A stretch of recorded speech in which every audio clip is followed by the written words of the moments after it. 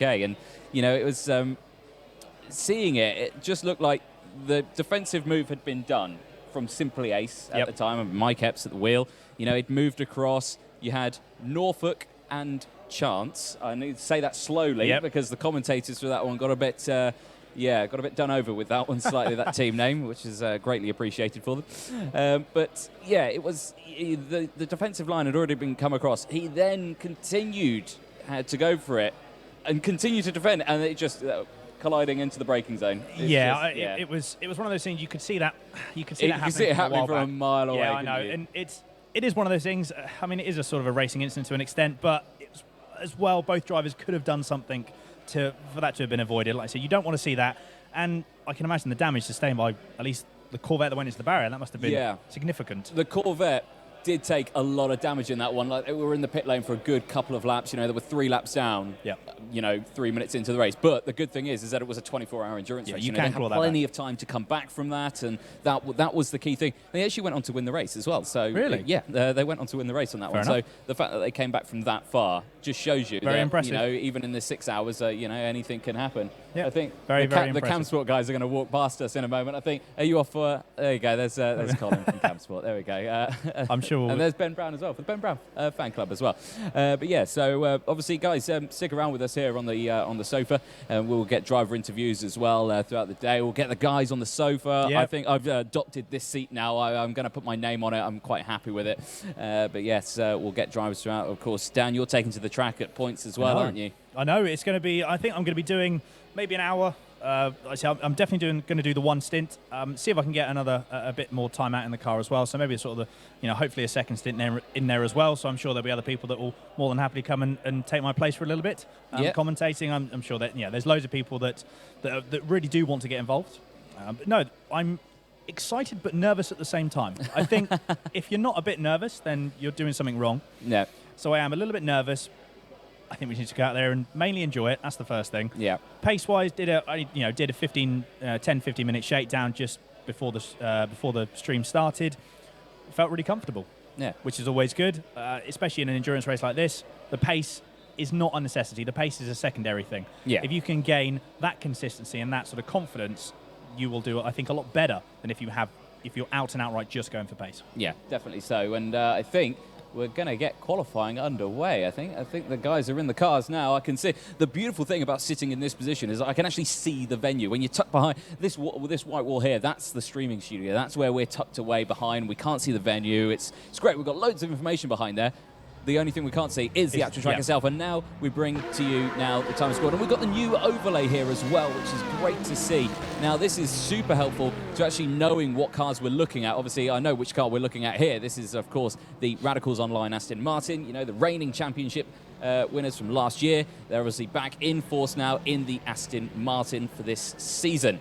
In the bottom corner there as well, you can see the Camsport Ice car. Now, there we go. Moves to the big screen. You can see there the number 3.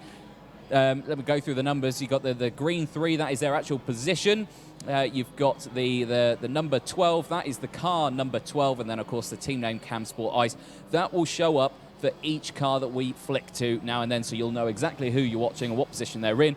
And also as well, new for this season, is that we've got the gap between cars, not just the leader. I knew that was one thing that teams were, or people watching the stream, that was something that they were always wanting to know, is what's the gap between teams, and we couldn't show it, but obviously now we can. So, the guys at home, it helps you out massively, doesn't it? Absolutely. Yeah, it's really good to have. I think a lot of people are watching it, they like, you like data. People like data. They want to see what's going on. They want to be involved more on the action. I believe having this overlay, like I said, as you can see actually now on your screen, currently in second position, number 14, El Bandito, as you can see in the bottom right-hand corner.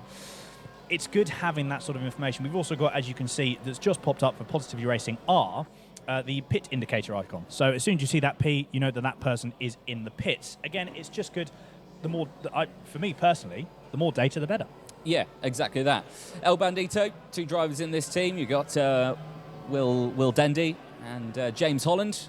James Holland, formerly from the Pink Panther team. Yep. Pink Panther are not here, of course, as you can see on the board, but they've formed together to re-bring or rebrand El Bandito and bring the car back. Absolutely. I think the last time we saw El Bandito was we saw El Bandito in the Valencia 6 hours SRES season 3, and we also saw them at Okayama as well. They didn't finish Okayama because it was Will Dendy on his own doing a 12-hour after doing a full day's work, and he was a bit tired, and I think he resigned after a few hours. Yep. Credit to him, though. I think he did push out 6 hours of that race. That's very impressive. And, very you know, on his own, and then thought, no, I'm knackered, I need to stop.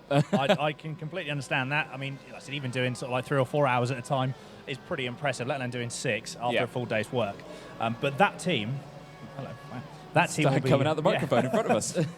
That team will be very, very quick. So definitely one team to look out for is El Bandito. As you can see, they've actually just topped the timing screens for about 3 seconds. And now we're starting to see some times coming in. Again, you can see on the left-hand side of your screen. So we've got Cam Sport Ice, again, with a very, very quick lap, 1:30.8. Yeah, straight away. Yeah, that's a very impressive time. That's and look at that, Cam time. Sport Fire as well just beat them, the 1:30.7. So that just shows you Cam Sport Fire and Ice straight away in qualifying at the top of the leaderboards, absolutely neck and neck. Yellow's in sector 2. I'm sure that's due to a spin. Well, it would be due to a spin. That's what yellows are for. Yeah. But yeah, bring your chats coming in. Get your comments coming in on YouTube, Facebook, anything like that. We have got our devices in front of us. We can see what you're saying. And we've got a few more comments coming in here. We've got Grey Bob, it's Graham from the Scuderia Minerdi team. All right. He's commenting with Woo, SRES is back. Yes, Woo, indeed, SRES is back. Minerdi, best team, of course. I'm biased. Yes. Yep. as you would be, as am I to a certain extent. I'd like to try and keep a level head, but at the same time, obviously, with Positively Racing, it's nice to see one of our cars in the top 3. Positively Racing RS has just been a pretty good lap time, just into the 1:30s. At the moment on your screen, car currently in P6, Excite the Barracuda.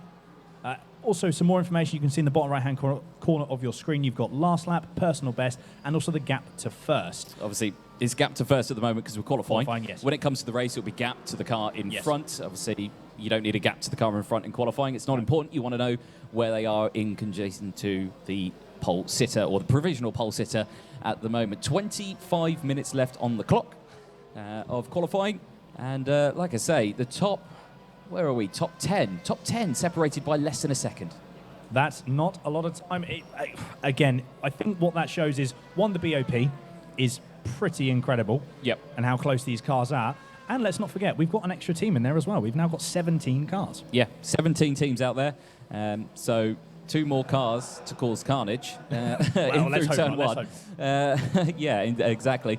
As these guys going around. Here's Trailblazers. This is a very striking livery. Kind of looks like one of those camo liveries that you see in testing. That the guys, they don't want to see. Yeah, it's what Red Bull sort of run. Yeah, in testing. They've not done it this year. No. They've not done it. But yeah, it's kind of one of those camo liveries to stop people taking photos and seeing the special little winglet designs that they've got on the front and any aerodynamic upgrades that they've done on the actual car chassis itself. But again, very striking livery. I'm not sure. I think it's just Trailblazers just written all over the car, but in black and white. Okay. I mean, I can sort of see it. As soon as you said that, I can see it now. Nice camera angle there. I do like a static camera angle, don't you? I do like a static camera as well. It looks very, very good. Very good. This is actually on board now with Positively... on board. We're following Positively Racing RS. At 1:30.8, their personal best as well. I've actually just seen at the top of the times, Cam Sport Ice, 1:30.2. Wow. That's a very, very quick lap time. And Cam Sport Fire, less than 2/10 behind. That team is... A quick question I have to ask you. Yes. Obviously, that's your logo on the front of the car and on the back. How much did that cost you to get that big of a sticker on an Aston Martin? You see, that was some light persuasion from our team principal. Because I have to admit, it is quite a outlandish. It's a bold branding that you've got there. It's like you've seen a Positively Racing, you're just like, no, this is my car. This is my car. Stuck a sticker on the front of it there. No, it's nice to be able to... good thing as well is, because this esports now becoming a lot bigger thing, people are now starting to get real sponsorship coming in. I'm not saying that I am, obviously, but you're seeing a lot more teams, actually, even for the liveries on here, you're seeing some real-world products and real-world services actually being put onto esports team cars, which I think is a really, really good thing. All you have to do is look at the stream itself. You know, you see Silverstone Composites. You know, these guys are fantastic job providing the trophies for the 24-hour last year and for the SRES Championship this year. They've got all the trophies for that as well. Absolutely fantastic for them. You've got Anytime Fitness as well in the corner as well. I don't go to the gym personally, but if you do want to pick a gym, that gym is definitely the one to go to. Absolutely. Absolutely. And again, you can see it all on the side of the track as well. You've got the track branding as well. If you see at the side, you've got things that Hydrate. You know, those guys always, you can see Lamatti Racing clipped one of the Thrustmaster signs. Again, some horsemanship there. Thrustmaster on the side. You know, we were running the TSPC wheels here in the venue with the T3PA pedals, T3PA Pro pedals, I should say. You know, they're all the same across each and every simulator. Absolutely identical pieces of kit for all the teams. And, you know, that's where that comes down to, is that fairness. You know, you see it in Formula One, and oh, it's not that fair. You know, these guys, they've got the Mercedes power unit, and they're absolutely flying away with the championship. And I have to say, well, touch wood, it doesn't happen. That, you know, with this new DAS system that Mercedes, all the controversial things as well. You know, it's. Yeah, I feel like the season's already over before it started. Yeah, hopefully not. You know, it's one of those things that we all like. I will admit, I am a McLaren fan, biased to a McLaren fan, but you know, I do support Mercedes. I do support Lewis Hamilton. It's broken. Again, some people do. You know, let's not go there. But some people, as an unpopular opinion, to supporting Hamilton. But like I said, I like him. Have followed him since he started in 2007. And yes, the DAS system. I mean, it's already been banned for the 2021 season. Yes. So this is the only season that it will run. Yeah. And then that's it. So it'll be good to showcase.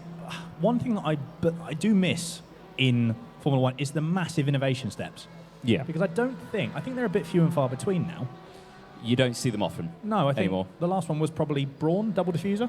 Yeah. Or maybe the F duct. Yeah, I would say something like that. You know, one is money. The cost of it. So, you know, Formula One has become a much more expensive over the seasons, and I know that they've even tried in the previous years, you know, to cut down on those prices for the smaller teams. But it doesn't seem to have worked in a way, and you know, there's a lot more action in it. Yellow flags again in Sector 2. Not sure what's caused that. Again, they clear fairly quickly. But yeah, it's a big shame for that one. But yeah, we'll see. Looking forward to the 2020 season for that one, and I'm sure everyone else who's watching the stream, motorsport fans and all, are looking forward to that as well. Back, of course, to what we're actually on at the moment. SRES, it's season 4, round 1, 6 hours of Interlagos, and 20 minutes remaining of qualifying, and you can see the leaders there. Now we've got still the top 10. Under the 1 second mark. No, I scratched that. It's now the top 11 underneath the 1 second mark. 0.8 of a second separate the top 11 teams, which is absolutely fantastic. My quickest time around this track is terrible. I think my quickest time was actually it was about 4 or 5 seconds off the pace. Really? Yeah. I'm not... The circuit itself, Interlagos, is absolutely fantastic. Brilliant circuit. Me, personally, I can't drive it. I'm terrible at it. I know what you mean. It's not my quickest track. Like I said, again, the testing I did felt pretty comfortable. Track does feel good. The tyres as well, I think, are going to play a big factor into this, because what you normally have is you'll have about 2 or 3 laps where you can go absolutely flat out, and you've got loads of grip, you feel really confident in the car, and then all of a sudden there's like a small, almost like a mini cliff, and then they drop to a certain point, and then they'll stay there. It can catch a few people out, and I believe it has in some of the testing we've done. And you almost lose, I think, probably getting on for even up to half a second after like the first 3 or 4 laps. So, again, whether people will try and conserve their tyres, it will be interesting to see. It would be interesting to see. You know, in practice and everything like that, I was sneaking around the team, seeing what information I can find out, and I heard a slight over my ear was short shift up into 6, you'll save fuel on the back straight. And so I was just like, okay. And now I've just released that information to everyone. So there we go. welcome. Now everyone's on a level playing field. You're welcome. Fuel saving is going to be a very big thing, because as it's a 6 hour, I'm pretty sure, and I think a lot of the teams have probably figured this out, is you should be able to do an hour of driving. If you can do the hour's worth of driving per stint, obviously you'll only have to do 5 pit stops. If you can't make that hour, you will have to do a splash and dash, which will cost time. It's worth losing, 2 or 3 tenths a lap because you're having a fuel save, maybe change up a little bit early, as we see a Porsche of the casual Apex. Porsche going very sideways and Casually bit of grass going off cutting circuit. as well. Oh, wow, look, we've just been given a new piece of information here. An electronic tablet. I know. With many numbers. This is very, I do like data. Don't we all like data? It's We fantastic. like a bit of data. Yes, a little bit of data. I've lost my train of thought there. Fuel saving, that was it. You're going to have to try and make the car in a stint last an hour, because otherwise you will lose probably up to in the pits by doing that splash and dash. So I think we're going to see a bit of conservative driving. We would hope to see some conservative driving in the first stint, just to see. I think people are going to try and find their feet, see how they can do, and see what sort of times they can get with the fuel saving. And then I think into the second stint, we're going to see some teams starting to push a little bit harder, because they're going to figure out by that point what sort of times they can do and how much fuel they can actually save. Definitely so, and fuel saving is not my forte. I like to rev the nuts off the car, use as much fuel as humanly possible, Absolutely. and get to the end as fast as I can, but may have to do about 6 or 7 pit stops in the process of But it's a fun, though. 20-minute race. It's fun. It is fine. More comments coming in. Who's qualifying for Radicals? So who's in the car for Radicals? That's an excellent question. That's information that we have in our normal commentary box, but we don't have it. We've not actually brought it up either. So we'll sort that out. We'll let you know in just a moment. I'm sure someone who's sneaking around our seating area will gladly go over to the screen and find out. Thank you. He got the hint, and he's running at full chat now to find out. So we'll get that information for you. More comments coming in. Buzzing to see Cam Swart smashing it in quali from Carl Papri there. Yeah, great to see them at two. And it's apparently Callum Cripps in the car. Very, very quick driver indeed. Yes, for Radicals. Quick when he wants to be. How many different cars are there? That's coming from Radtech. So, different cars, I think it's four different cars. So yes, you've got the BMW. Yep. Aston Martin, Porsche. and Corvette. That's it. Yeah, four cars. There we go. So 4 different cars in total out there. And of course, Radtech, familiar to the 24 hours in previous years. I believe they take part in at least season 1 of SRES as well. They were in the Aston Martin with their very vibrant green and black I do livery. like a bold colour scheme. Yes, bold, it was very bold. As you can tell from Pulse Racing. Emily Wilson has come in. Sounds like the commentary team have got some upgrades with the sofa and tablet. Yes. It's very we nice. do. It's cushy. It's better than a broken office chair. Yeah, that was the problem we had in the last 24 hours. But So it's been, we've got a couple of people that are coming to join us, actually. you won't be in shot though. You won't be in shot. Yeah, the shot kind of cuts off from where I am, but yeah, it's no. We've got some people in joining us on the seating area.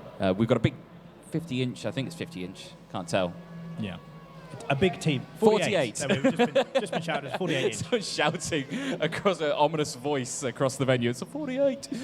So yeah, we've got a big TV screen. Lights on for the Positively Racing car.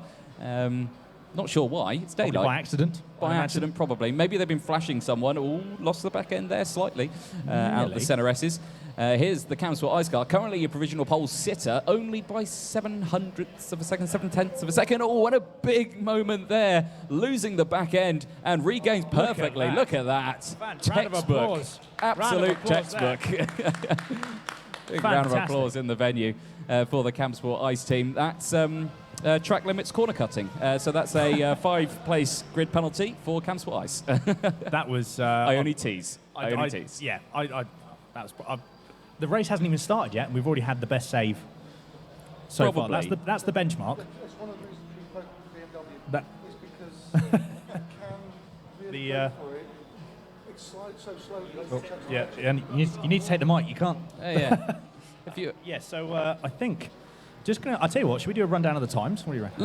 Let's do that. They are a bit static at the moment. No one's really upgrading times, anything like that. Cam Swart ISO, currently provisional pole. They've done a 1:30.294. I think this tablet's got a little bit more information in terms of actual times out there, because at the moment I can't see times. It's just boards. Oh, thank goodness it hasn't got a password on it. Apparently slightly delayed this application as well that I'm using. So there we go. I'll just use the screen. Cam Swart Fire have now just gone to P1. 1:30.164. Cam Swart Ice now in second place. Radicals Online in P3. They're 2 tenths off from the Camsport Fire team at the moment. Lamati Racing in 4th place, 0.4 of a second. Scuderia Minerdi in 5th. Apparently, according to Graham on the chat, the best team in the world. We'll see about that. But yeah, 0.4 off the pace in 5th place at the moment. El Bandito, the new banded team with Pink Panther, and of course the original El Bandito. They're currently in 6th place, 0.5 off. Then it's Pure Motorsports, the number 15 car, in 7th place. Then Positively Racing R. Is that your car? Yes, I believe. Yes, that is. Okay, and that was had a bit of drama earlier on today as well, didn't it? That one. We did. You know, there was few and far in between. There are technical issues at the venue, and we do have some sims that do go down. And amazingly, this morning, your sim was one of them. The PC just decided to stop. Yes. It was something that we rarely see here at the venue. But the Simply Race team were on it, swift and fast, got a brand new PC up and running and on your sim. And yeah, you still managed to get out for qualifying. I know, yeah. I like I said, fair play to, and we do appreciate obviously Simply Race's efforts, and we are now back out. Yeah, actually, I believe should know my own teams, but I believe we are Positively Racing RS, car number 5, which is pod 5, I believe. Yes. So you're RS. Yes, we are RS. Not Okay. R. So when I asked you, that's your car, isn't it? R, and Yes. you said yes. It's not. You it's lied. RS. Yes. Excellent. There we Okay, go. cool. So joining me in the commentary box, down your hand over, liar. So a couple of switches around as well. Avanti Racing has actually just moved up into 5th place. They've put in a quarter of a lap. 1:30.5, I believe they put out. So they're doing very well now in 5th place with 11 minutes left on the timer. Back to where we originally were. Of course, Pure Motorsport, they've gone down into 8th now. Positively Racing R, they're in 9th. Then it's Excite the Barracuda. Again, I'll stress you, please don't type that in on Google. Then Positively Racing RS in 11th place. Red Shell Racing in 12th. Casual Apex in 13th. E-Team Brit in 14th place, using the hand control steering wheel at the moment as well. And then Team Jaguar, who are racing in a Porsche, makes perfect sense. Absolutely. Then ACR Racing in 16th, and Trailblazers rounding out the 17-car grid in, 17th place. There we go. Here's the number 1 car. This is Red Shell Racing, currently in P12 at the moment. Of course, the number 1 indicating that they're in simulator number 1 Yes. in the venue. That's what that number replicates. It doesn't mean their championship winning number from that one. Here is your reigning champs, Radicals Online, in the pod number 10 in the venue. 3rd place at the moment, and 10 minutes left on the clock. I'm sure that they're trying everything that they can to get that Aston round here as quickly as they can. Absolutely. What you're going to find now is, I'm pretty sure that's been happening for the entire session, is what they'll do 2 or 3 laps where the tyres are at their optimum point, and then they'll pit, won't take on any fuel, and then they'll go back out for another 2 or 3 laps. As we can see actually on your screen now, E-Team Brit, the Aston Martin, very, very, very, very good livery. I do like the liveries on these cars. The new season is showing some really, really good liveries. As I said, they're still currently P40, 1.6 seconds off that 30.1 set by Camsport Fire. So again, just some incredible times. We've got a yellow in Sector 1. Oh, that for a split second, and now it's gone again. So not too sure what that was. Yeah, I think still the top 11 only separated by 0.7 of a second. So you can see the level of competition now that's going on in this race. Also, it does mean what you could have. People could actually, so if you get, say for example, you've got Positively Racing RS on the back now, it could be a fairly big train, potentially the top 8, top 9, even top 10 cars, all following each other because the gaps just aren't that big. We don't know how it's going to work yet. This is obviously only qualifying. Race pace could be completely different. There could be some different strategies playing out. We have no idea until it happens. Oh, I really wish you hadn't cut to me because Sorry. I'm going to lie. I'm not going to tell the truth. I totally wasn't listening to you then, so I completely lost where you were. Sorry. Talking about I was gaps. looking at the gaps. Okay. Yes. Yeah. So they're not separated by that much actually. Yeah, like they say, the top 11, 0.7 of a second. So that gap's getting ever smaller, and we're seeing that many teams on that close of a pace within 6 hours. It's going to be absolutely fantastic. Scuderia Minerdi just getting out of the way there of Lamati Racing, who seem to be on a quick lap at the moment. The only team in the pit lane is E-Team Brit. You can see there with the pit, and actually Trailblazers has just entered the pit lane as well. Obviously, they're going to be wanting to sort their strategy out, getting the soft compounded tyres on. New fastest lap. Wow. First team into the 129s, and it is Camsport Fire. So Camsport very. Fire on fire at the moment. Absolutely. They're very, very impressive. That's very, very quick. Lamati Racing actually just putting in a very quick lap time as well. Currently now up to P3, pushing Radicals Online down to P4. Callum's just looking at the screen, looking a bit impressed there, are we? No, he's all right? Okay, good. Good.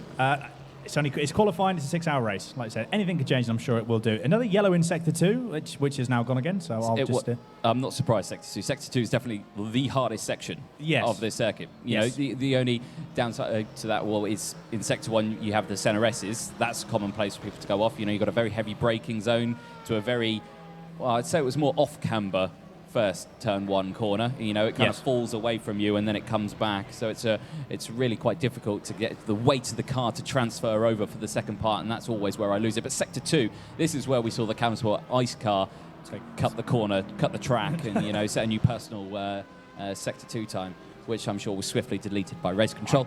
I don't think it was the quickest way around. No. But here's Casual Apex, the nice striking green and black livery there with the matte colours as well. I do like a matte livery. Do you know what? I'm never was really one for matte cars. I'm liking them more and more now. Yeah. And I don't think we've actually. Is this sort of one of the first cars we've seen with a matte livery in the SRES? Well, no, we've seen plenty of matte liveries. Right, okay. I think the first team to actually sport a matte livery in SRES was probably the Downforce Aston Martin from quite a few seasons back. Yeah, so they had a cracking livery. I really liked that. But I think the best livery on this grid by a long way is the Avanti Racing car. I was hoping it was going to be positively racing there. No. I'm to going to say the Avanti Racing. Is that the chrome? It is the chrome car, with the matte the matte black back end, the chrome car. Here it is.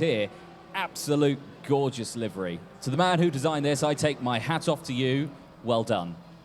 It's a fantastic looking livery. I don't think we've seen, well, I've not personally seen, in the time that I've been to Simply Race, I've not seen a chrome livery, or a chrome livery at least that's predominantly chrome.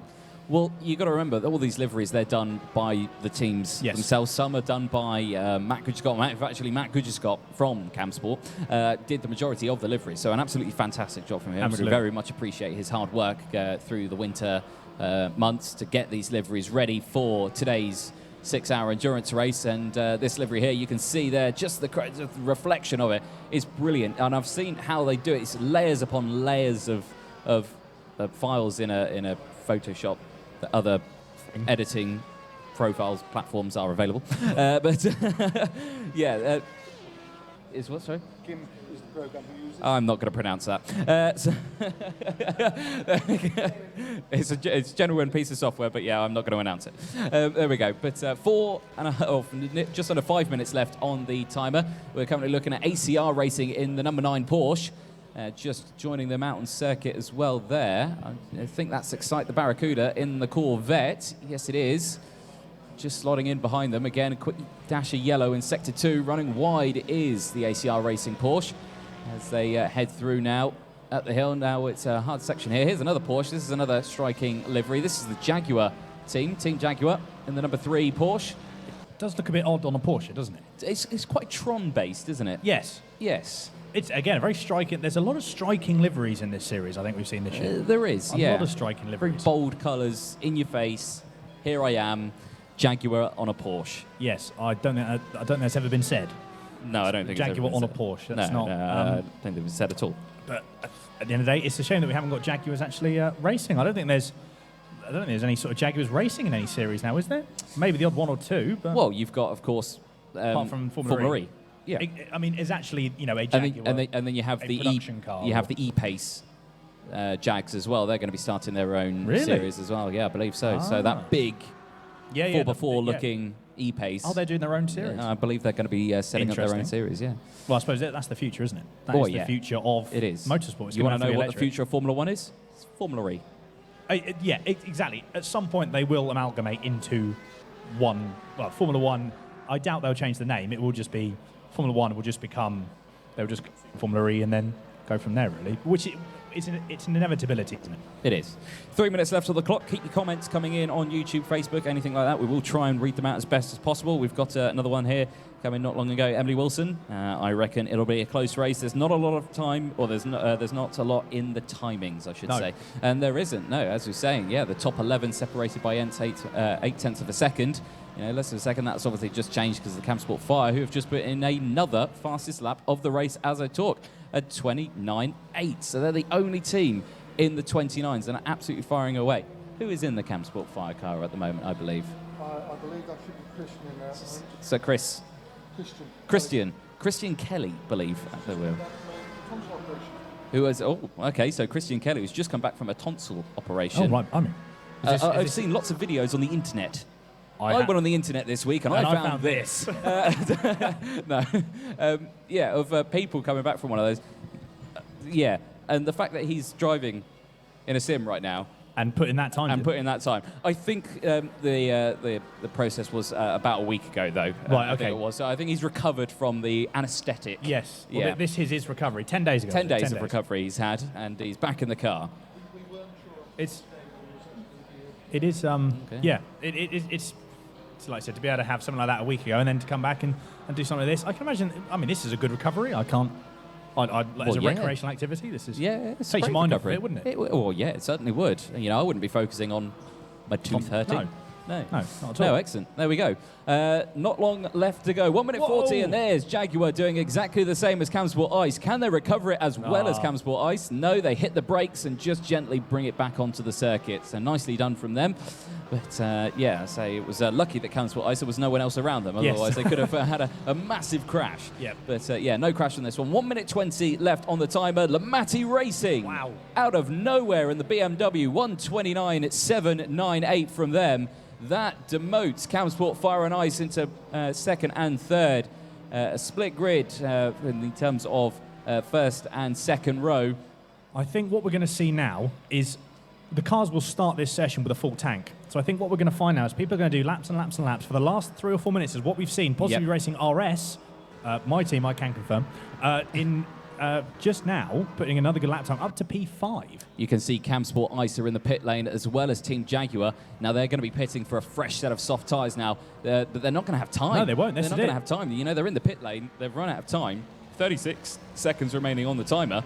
You know, these guys are going to get, well, maybe not even one more lap in. I think these guys have pretty much had it. Here's Radicals. They're going to be on their final lap now. So where are Radicals out in circuit? They're in P6 at the moment. They are nearly 0.6 of a second off the pace. So now they cross the line. Let's watch Radicals on their lap. You know, this is their final lap. 16 seconds left on the clock.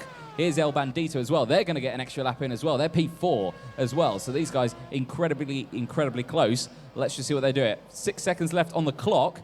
Any more can go across the line? I don't think so. 2 seconds, 1 second. Qualifying checker flag is now out. These are the guys on their final laps. Radicals online. And then here we've got ACR Racing as well. They're on their final lap. I believe as well that is Excite the Barracuda on their final lap, as well as E-Team Brit. They're all on their final lap at the moment as we watch them go through the midfield sector. And that's the lap gone straight away from ACR Racing and bash into the wall hard. And that's going to massively damage the car. Luckily, they'll get a brand new one for the start of the race. Yep. So that is their lap and qualifying over for ACR with massive shame. Now, here's El Bandito in P4 at the moment. They've not made a mistake through this section here. Are they going to pick up the traffic of the recovering ACR? Looks like the ACR has stayed out of the way and just retired there and then. They've stayed out of the way of the track. They're making their way through the S's section as well. I believe, is that E-Team Brit there? Yeah, we've got them. They're coming out the final corner. Can they improve at all? Now, they are currently in P13. They've got Radicals online just behind them as well. The reigning champs just behind them. They're going to get a good tow from this as well. This is turning out well for them. Across the line, E-Team Brit backing out of it. They're going into the pit lane, so no new lap for E-Team Brit. Here is Casual Apex. I don't think they'll get on a flying lap at all. Because they missed the checker flag by quite a way. So they're out on track, but not on a quick lap at the moment. And trying to think where Radicals Online is. They will have crossed the line now. No, P6 still. Yep, P6 still for Radicals Online. No improvement for the Radicals as the rest of these cars now coming back into the pit lane. So on your screen there, that is the qualifying order that we can see. There's a shot of the venue. very, very busy now with 17 sims. We've squeezed a couple more. But there we go. As you can see there, Colin Talbot and Sean King from Cam Sport, absolutely elated with their progress there in the championship. And, you know, a P2 and a P3 for qualifying, absolutely fantastic from them. But the big shock, the big surprise, Lamatti Racing. Out of nowhere. Absolutely. I think, like I said, Cam Sport Fire and Cam Sport Ice, they can take massive amounts of confidence going actually into the start of this race and also into the start of the championship. As we thought, obviously, until Lamatti Racing put in that absolutely blinder of a lap, almost a tenth quicker than Cam Sport Fire, which, let's be honest, Cam Sport Fire and Cam Sport Ice both putting in respectable lap times, very respectable lap times indeed. But Lamatti Racing pulling something out of the bag, I believe that was a very, thank you very much, Dan, that was a very, very good choice of tyres, also timing it pretty much perfectly as well. I think timing was... impeccable. Yes, yeah, timing was a definite crucial one there for them. It was just out of nowhere. I was very surprised to see it, to be fair. I know. We've got a Callum coming over, and... A Callum. Well, let's get him on. Yeah, if you move the many tablets that we've got. Come join us. Let's get Callum Cripps from the reigning champs, Radicals Online, from the previous year. We'll try and get the small camera up as well. Small camera for a small person. That was very interesting, wasn't it? There we are there. So, yeah. So, P6 for you guys. Yes. Struggled with the pace. Yeah, I think we were P3 until the dying moments, and then obviously Lamatti went quicker. A few others went quicker. I think El Bandito went quicker as well. So Will Dendy, yes, El Bandito. Well, yeah, they're up to P4. They're ahead of us as well, who's I think is going to be the main threat in the race. Sorry, Cam Sport. But yeah, so we'll see. Actually, it's good to see Cam Sport up there. To be fair, they nearly had a 1-2. But it's good to see qualifying them results. still really Excellent, up there. tremendous. So, yeah. Thank you, Race Control. Grant Lyman from Simply Race. So Radicals on P6, you did a 1:30.369. You know, incredibly quick time. Nonetheless, you know, my fastest time's 1:35. I'm terrible around this track. But you know, there's nothing between these teams. Absolutely nothing between these teams. Yeah, that's the thing, especially at Interlagos. We've done the 24-hour here before. It's always provided like great racing. So I think it really works where everybody knows the track because we've either done it before or they just know it from Formula One and then all the rest of it. So that's really important. So yeah, it's going to be very interesting. Obviously, the level's gone completely up this year. It's gone way up this year. Everybody's done a lot of testing, tyre testing, fuels, all the rest of it. So got the new car, the Aston. I prefer it over the Porsche from last year as well. So it's good to see a Porsche still up there and all the cars are still really close. Obviously, the BMW, I think, has a slight edge just around this track just by the nature of what it is. I was watching Lamatti on their lap time and literally using so much more wheel lock than we are. But that isn't going to help during the stint because they'll just scrub their tyres. So I think for a quick lap, it's going to be, it's great. It's put them on pole, but for actual race stint, they can't drive. I don't think they'll be able to drive like that for an hour because the tyres will just go off immediately.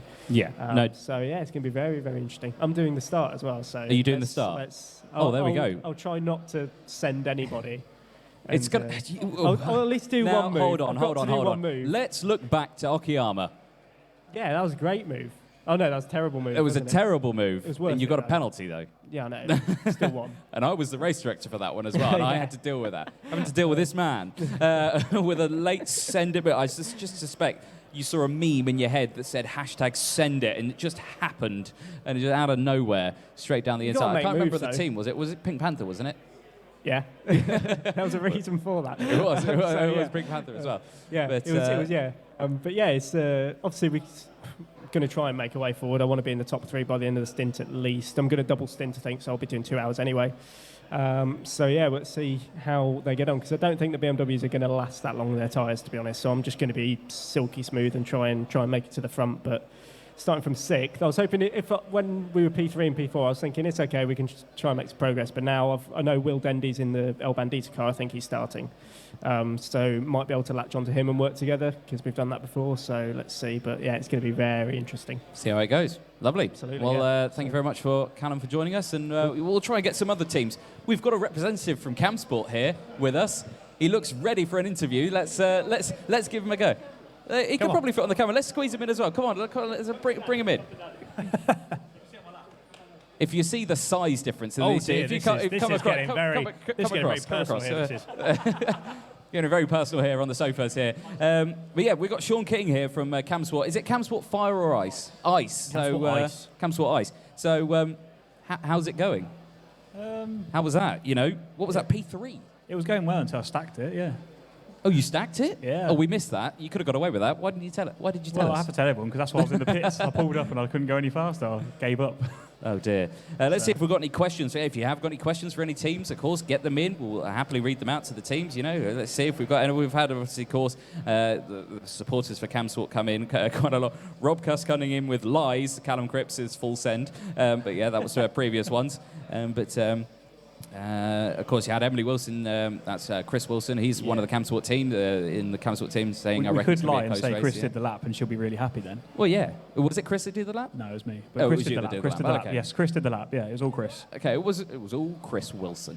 But yeah, a huge improvement from you guys as well. You know, we've seen you years you only had the one car, of course, and the team's grown dramatically as well over these seasons of SRES and the DTM championships as well. I think we own the DTM championship. You do own the DTM championship. I think one of the classes have got about 6 cars on the grid. It's yeah. Sorry, we're not there yet. We will be. Don't you worry. And then we'll both own it. Is this DTM?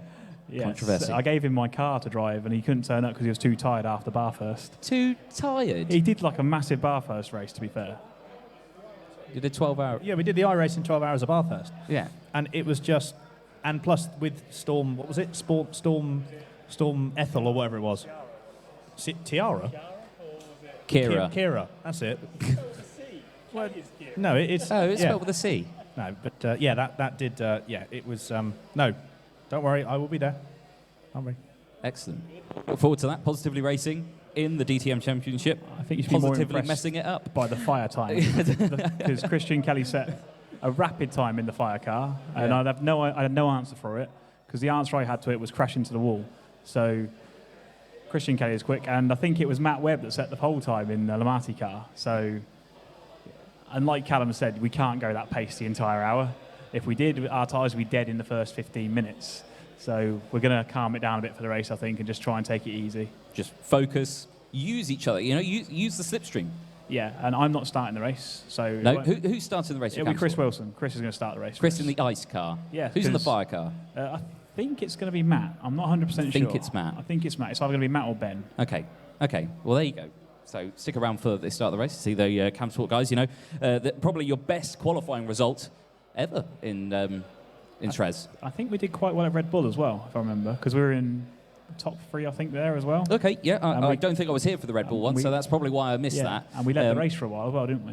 So Oh no, wait, the Red Bull. I was here. Yeah. So we were commentating. Yeah, I was here. Clearly, just not paying attention. I do that a lot. You'll get to know me. So, race control. Over the microphone, we're getting ready for the race. The guys are getting ready for the pods. This Thank is you it. very much, Sean King from Camsport. Thank you very much for staying with us. Oh, yes. Yeah. That's one thing they do have to do, actually. This is one thing that they do have to do, is update the race team driver. So we've got a little Excel spreadsheet actually up on the main control base thing. Race control. That's it. That one. We've got an Excel spreadsheet. What we have to do, as soon as one driver gets in the car, we then have to update that Excel spreadsheet so that we can see on the stream who's actually in and we're actually talking about the right person. So it's in everyone's best interests to make sure that we are actually talking about the right person. Yes, indeed. I'm just saying, we've got a few more comments coming in on the Simply Race stream. We've got Red Baron, last the first challenge for Radicals, let's go. Yep. Hopefully that doesn't happen, but, you know. I've also had a message as well. Phoenix are now Pure Motorsport. So I did wonder where Pure Phoenix had gone. Okay. So Phoenix are now Pure Motorsport. I didn't know that. No. So there we go. So clearly, again, not paying attention. So Graham coming in with a great lap from our Rob, but Jack pipped him. Nice work, Excite. There we go. So that will be obviously Jack Ashton from Excite Barracuda. Again, please don't type that in on Google. Rob Cutt. Radicals. Oh, microphone went out there. Oh. Thought they were P2. Red Bull Ring. Yes, I believe so. They could have been P2 from Red Bull. So a joint. Yes. Best. Well, I mean, it's qualifying. consistent. Consistency. You know, if you're ending the season, and qualifying with that sort of pace, and you're coming back into the start of the season with that sort of pace, it must be a massive confidence boost, to be perfectly honest. I would imagine anyway. I'm just looking quickly at the times, and I'm genuinely astounded at how close it actually is. This is going to be incredible. I really, really do think this will be so close from start to finish. I said, when you've got, I mean, let's take, I mean, the top two, obviously, 29.7 and 29.8. But then if you look, P3 to third to six, third to sixth, there's a 10th in it. Yeah. Nothing. That's literally nothing. Nothing. They should be one big blob of cars going around the track at 1 for 6 hours, which would be fantastic. It'd be great to see. for us, wouldn't it? Oh yeah, I wouldn't stop commentating on it. And I've just realised as well that we had food delivered to us, and I've not eaten it. Have you not? You should probably go and do that, shouldn't you? No, I've not eaten my food. I've just wondered why stomach's rumbling. Why am I wonder hungry? why. There we go. So we'll try. But we've got the race start to go. I know. Enjoy that first.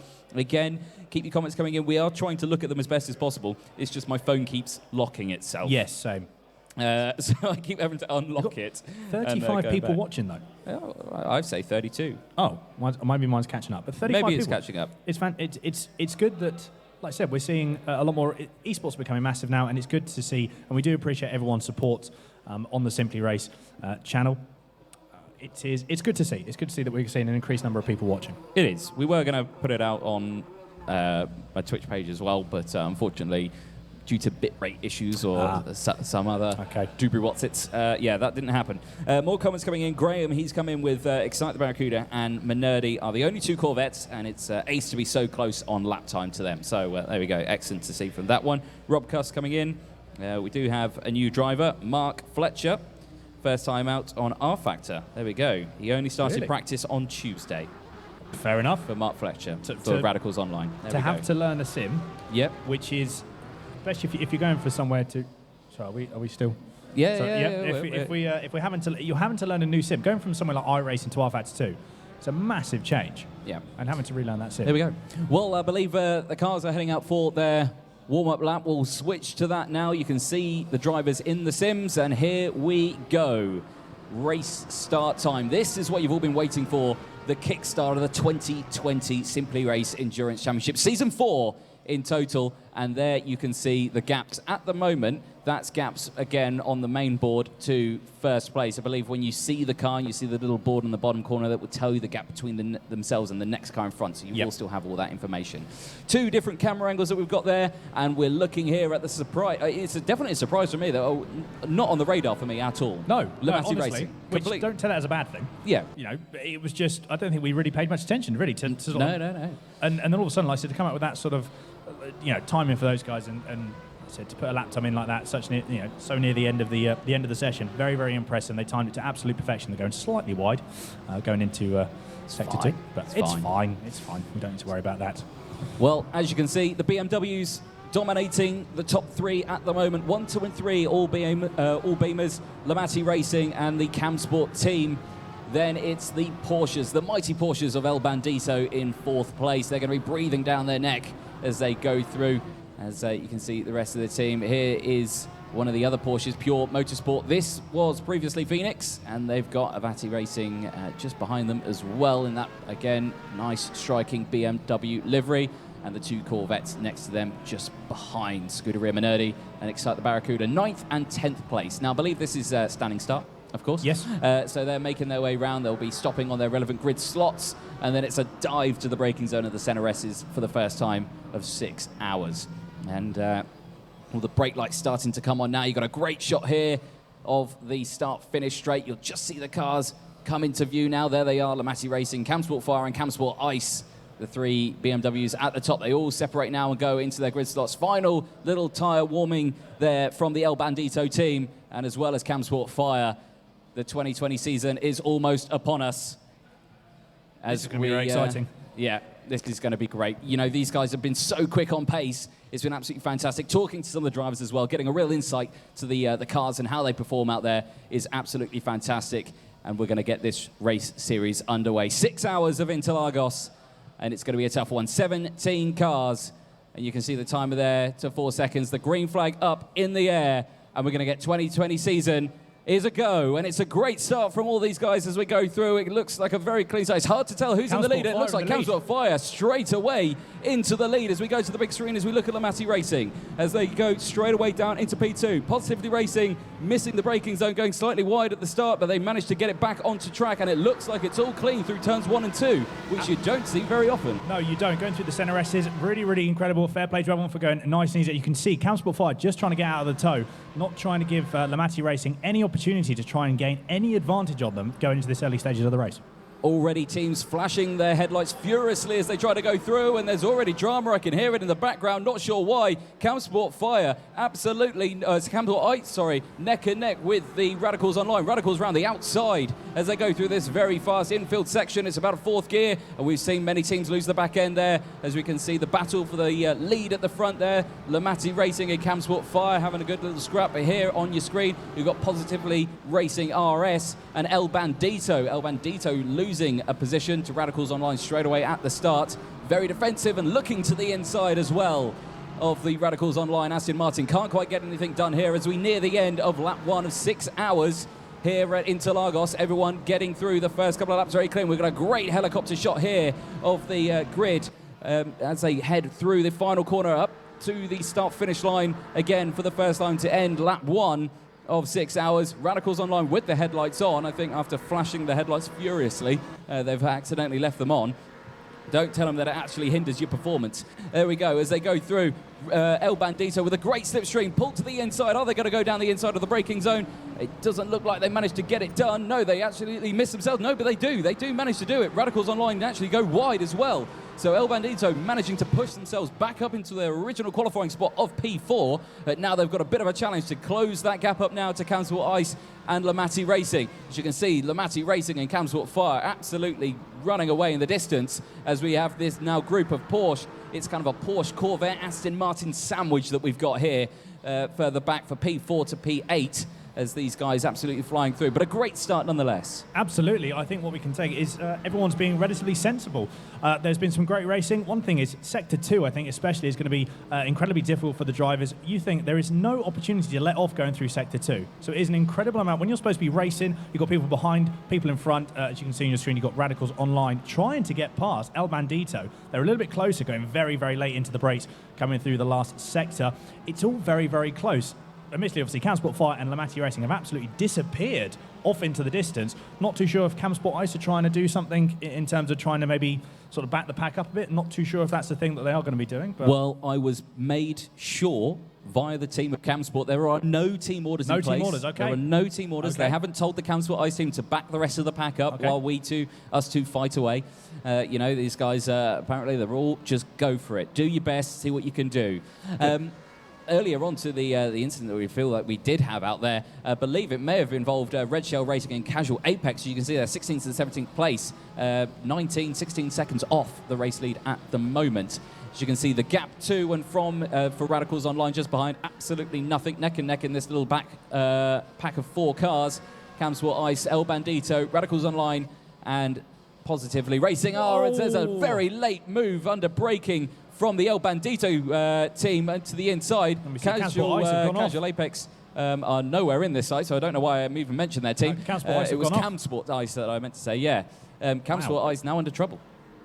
Wow, it's very, very close. Radicals Online going around the outside, going into turn 2. Gone a little bit wide, though. Camsport Ice going to try and come back. They might very well do. It's very, very close. A little bit of contact there. It looks like Pos Racing RS lost out there to Excite the Barracuda. They've come back and come storming through it out of nowhere. But as we can see, a replay here. I'm guessing this is a replay of turn 3, 4, this is? I believe this is the start of the race. This is Casual Apex getting it all kinds of wrong. And it looked like they completely missed the braking zone, yeah. And unfortunately, Red Shell Racing bore the brunt of that one because they just tried to get out of the way. And you can see the car absolutely screaming. Look at the damage to the front of that Porsche. That split the damage, definitely. That's going to put them out. I'm guessing they might even just carry on going. 6-hour race, is it worth trying to pit and trying to take all the damage if you are losing that much? Again, it's so early in the race, it's hard to tell. It is indeed. It is indeed.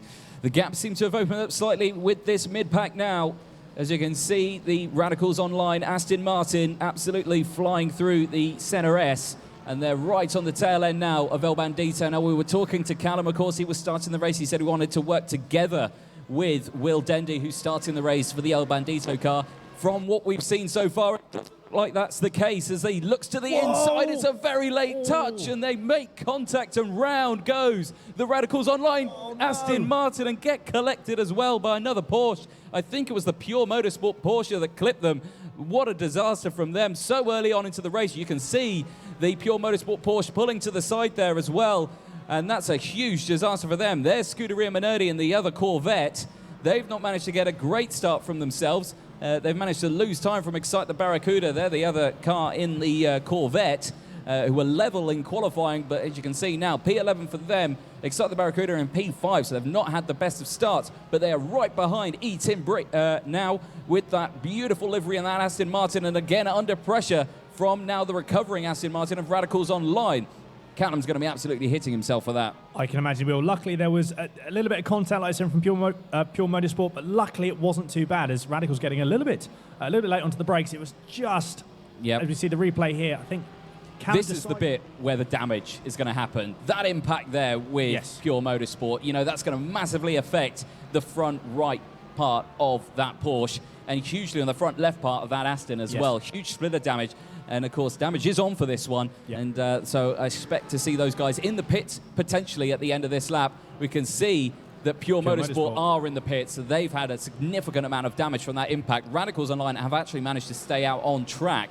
So maybe they got away with that one. Potentially, yeah. I mean, it's going to be hard to tell. I think what they're going to probably try and do is do 3 or 4 laps just to see the sort of pace, see if they're dropping off that much, and whether it is actually worth losing upwards, you know, well, however long it could be, however long the damage is to repair. They don't know until they actually stop in the pit lane. So it's a bit of a gamble whether they want to take the repair on the car or not. But we can actually see that that is the Corvette of Scuderia Minerdi that's hassling the back of the Radicals car. So whether they are suffering from quite heavy splitter damage or suspension damage or something, we're not entirely sure. I'm sure we'll get a chance to speak with Callum later on in this race, but like you said, I'm sure he will be kicking himself with that, because that was, again, it was a bit sort of half and half, really. I don't think each driver knew what they wanted to do at the time, so not too sure if it's just one of those things that racing against at the end of the day is just a bit.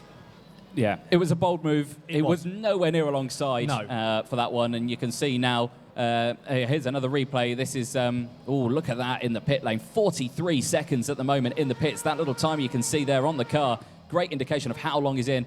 Burst of power as they wheel spin off the line. That's a massive shame for Pure Motorsport, though. Massive shame. Back with the race, and that's Positively Racing RS down the inside of Excite the Barracuda. They move now up into P5. Obviously, you're going to be very happy about that, aren't you? Yes, I am indeed. Yeah, that was a very good move. I think Positive Racing have actually sort of made up a fair few positions as well. They've gone back up into P7 now. I think, again, a lot of the incidents, luckily, that both of our cars avoided, which is always a good thing, always a positive thing. Yeah, always good to avoid any collisions out there. But now you're right behind the third-place qualifying team, Camsport Ice. Yes, I know. And like I said, it's going to be... El Bandito isn't actually that far up the road either, so... It's good to see, you know, I know we've only been driving for 9 minutes, but I think we can see sort of the general pace of the cars, and it is very close, you know, third down. As you can see, there's been some gaps opening up, like you said. This trainer here, you know, trainer 4 cars, it's really good to see that we're having this sort of race, and I think this will be similar throughout the entire 6 hours. Definitely so, and of course these guys absolutely holding themselves up, really, I would say. El Bandito not quite on the pace. That gap has opened up to 6 seconds, nearly 7 seconds now from the front 2 teams. Camsport Fire absolutely running away with this at the moment, and they've also got themselves a 4 hundredths of a second gap between them and Lamatti Racing as well. Sorry, 4/10 of a second gap between themselves and Lamatti Racing in P2. But then both of those teams 6 seconds clear from the rest of the field. Absolutely, it's to take that sort of to take that time out within 10 minutes of the first 10 minutes of the race is absolutely incredible.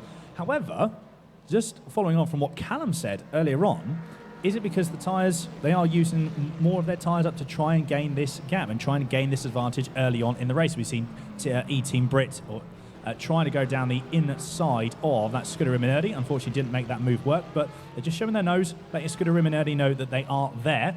As we're actually back onto this pack now, this is going to be... sorry, I've lost my train of thought. Then Camsport Ice trying to go around the outside, switching back to the inside, going through, up the hill, going down to the double right-hander. Side by side, this is going to be incredible. El Bandito are probably going to hold their line. I can't imagine why they would give it up that easily, and they're still side by side going through. Not the ideal line for Camsport Ice. They have to switch back to the inside now. Under braking. Great move there from Camsport Ice. Managing to switch it round on El Bandito, and Positively Racing RS try to follow through. Can't quite do it. But an absolutely fantastic move from Chris Wilson there in the Camsport Ice BMW. Here for 6 hours of Interlagos. Brilliant move from him through that midfield section. El Bandito seem to be absolutely swamped now from Astons and Corvettes and BMWs all over the places. Porsche not seem to be on the pace here. Not at the moment, whether it's to do with tyres or anything like that, we're not too sure. Maybe the Porsche doesn't handle its fuel load as well as the other cars currently at this stage of the race. We may see that completely change going through once the tyres and once the fuel gets burnt off. But we are on board with Positively Racing actually getting a very good view and a very good view of the race that is happening up ahead of them. Whether going to try and capitalise on it. I'm hoping they will, because at the moment, obviously, all these cars are battling. Then the gap's going to get smaller, and hopefully these guys are going to be able to catch up. As we can see, Positive Racing RS going. Right, not too sure if there's a bit of contact there. I don't think there was. I think there was a pretty crystal clean move. From that positioning, what we saw, it looked like a great move down the inside. Fair enough. Porsche really, really struggling at the moment with that back end. You can see the back end squirreling all over the place. And here comes Excite the Barracuda as well to the braking zone. They're going to switch to the inside. No, can't quite do it there onto the inside. And they slot back into position. And it looks like Positively Racing there absolutely nailed that move into turn one. Absolutely fair play. I like to see. I'm partially biased. Another but angle, I'm sure the viewers would like to see a replay of that as well. For some reason the Porsche is just struggling a little bit. I think it was good for Camsport Ice at the moment and Pos Racing to actually get by El Bandito, because you can see the gap now. It's starting to increase. I definitely know what's causing the El Bandito car to not have the pace. Look at the size of that antenna sticking out the back of that Porsche. Absolutely cutting into the wind there. I'm sure that's going to be causing absolute carnage for the aerodynamics of that beautiful, beautiful Porsche. But you can see all over the back of the El Bandito Porsche is that Excite the Barracuda Corvette. Absolutely all over the back end of this Porsche as they head through the final corner now, up the hill towards the start-finish line. This is the crucial moment. If we stick with this camera angle, just watch the toe, the slipstream that Corvette's going to get on this back straight now. If you time it perfectly to get to the inside, you can see it slowly starting to reel in. If you don't get a good exit out of the final corner, though, the toe won't take effect. But if you nail the exit, you get a really good toe along the inside here as we switch to the onboard camera. No move this time around, stays there. As you look there, it looks like the Porsche of the El Bandito going a little bit deep into the braking zone and turning slightly earlier than what the other car's doing. Here's a replay of what happened earlier on. This is the move for Positively Racing, straight down the inside, absolutely eye of a needle there, wasn't it? That was a Daniel Ricciardo lick it and send it. That was, wasn't it? You can see there, El Bandito could see the incoming logo. They just saw your logo and just thought, best get out the way. That's what put them off. It was the massive AD logo on there. It was indeed. They look like they got out the way there. So, yes, okay, they've lost a position, but no damage. No, they're still behind. No, it's clean. And they're on the pace. You know, that's what they needed to do. Camsport Ice now under pressure from said Positively Racing RS car.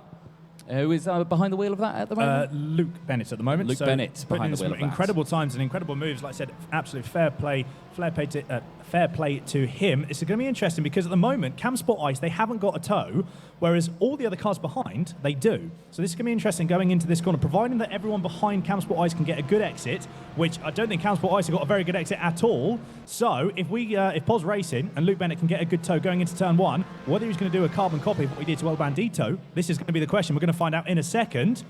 4-car slipstream time, and here comes Positively Racing. They've got the toe. They pull out. They go to the outside this time of Camsport Ice. Camsport Ice going very defensive in towards turn one. Round the outside. Can they get it done? They've got the loose part of the circuit. They have to slot back behind. They can't quite do anything now. And now they're under pressure from El Bandito, who managed to come back. I've got people going, ooh, and ahs around me, and it's really putting me off track as they come in towards the turn 4 braking zone. Absolutely side by side with El Bandito. Almost knocking wing mirrors now.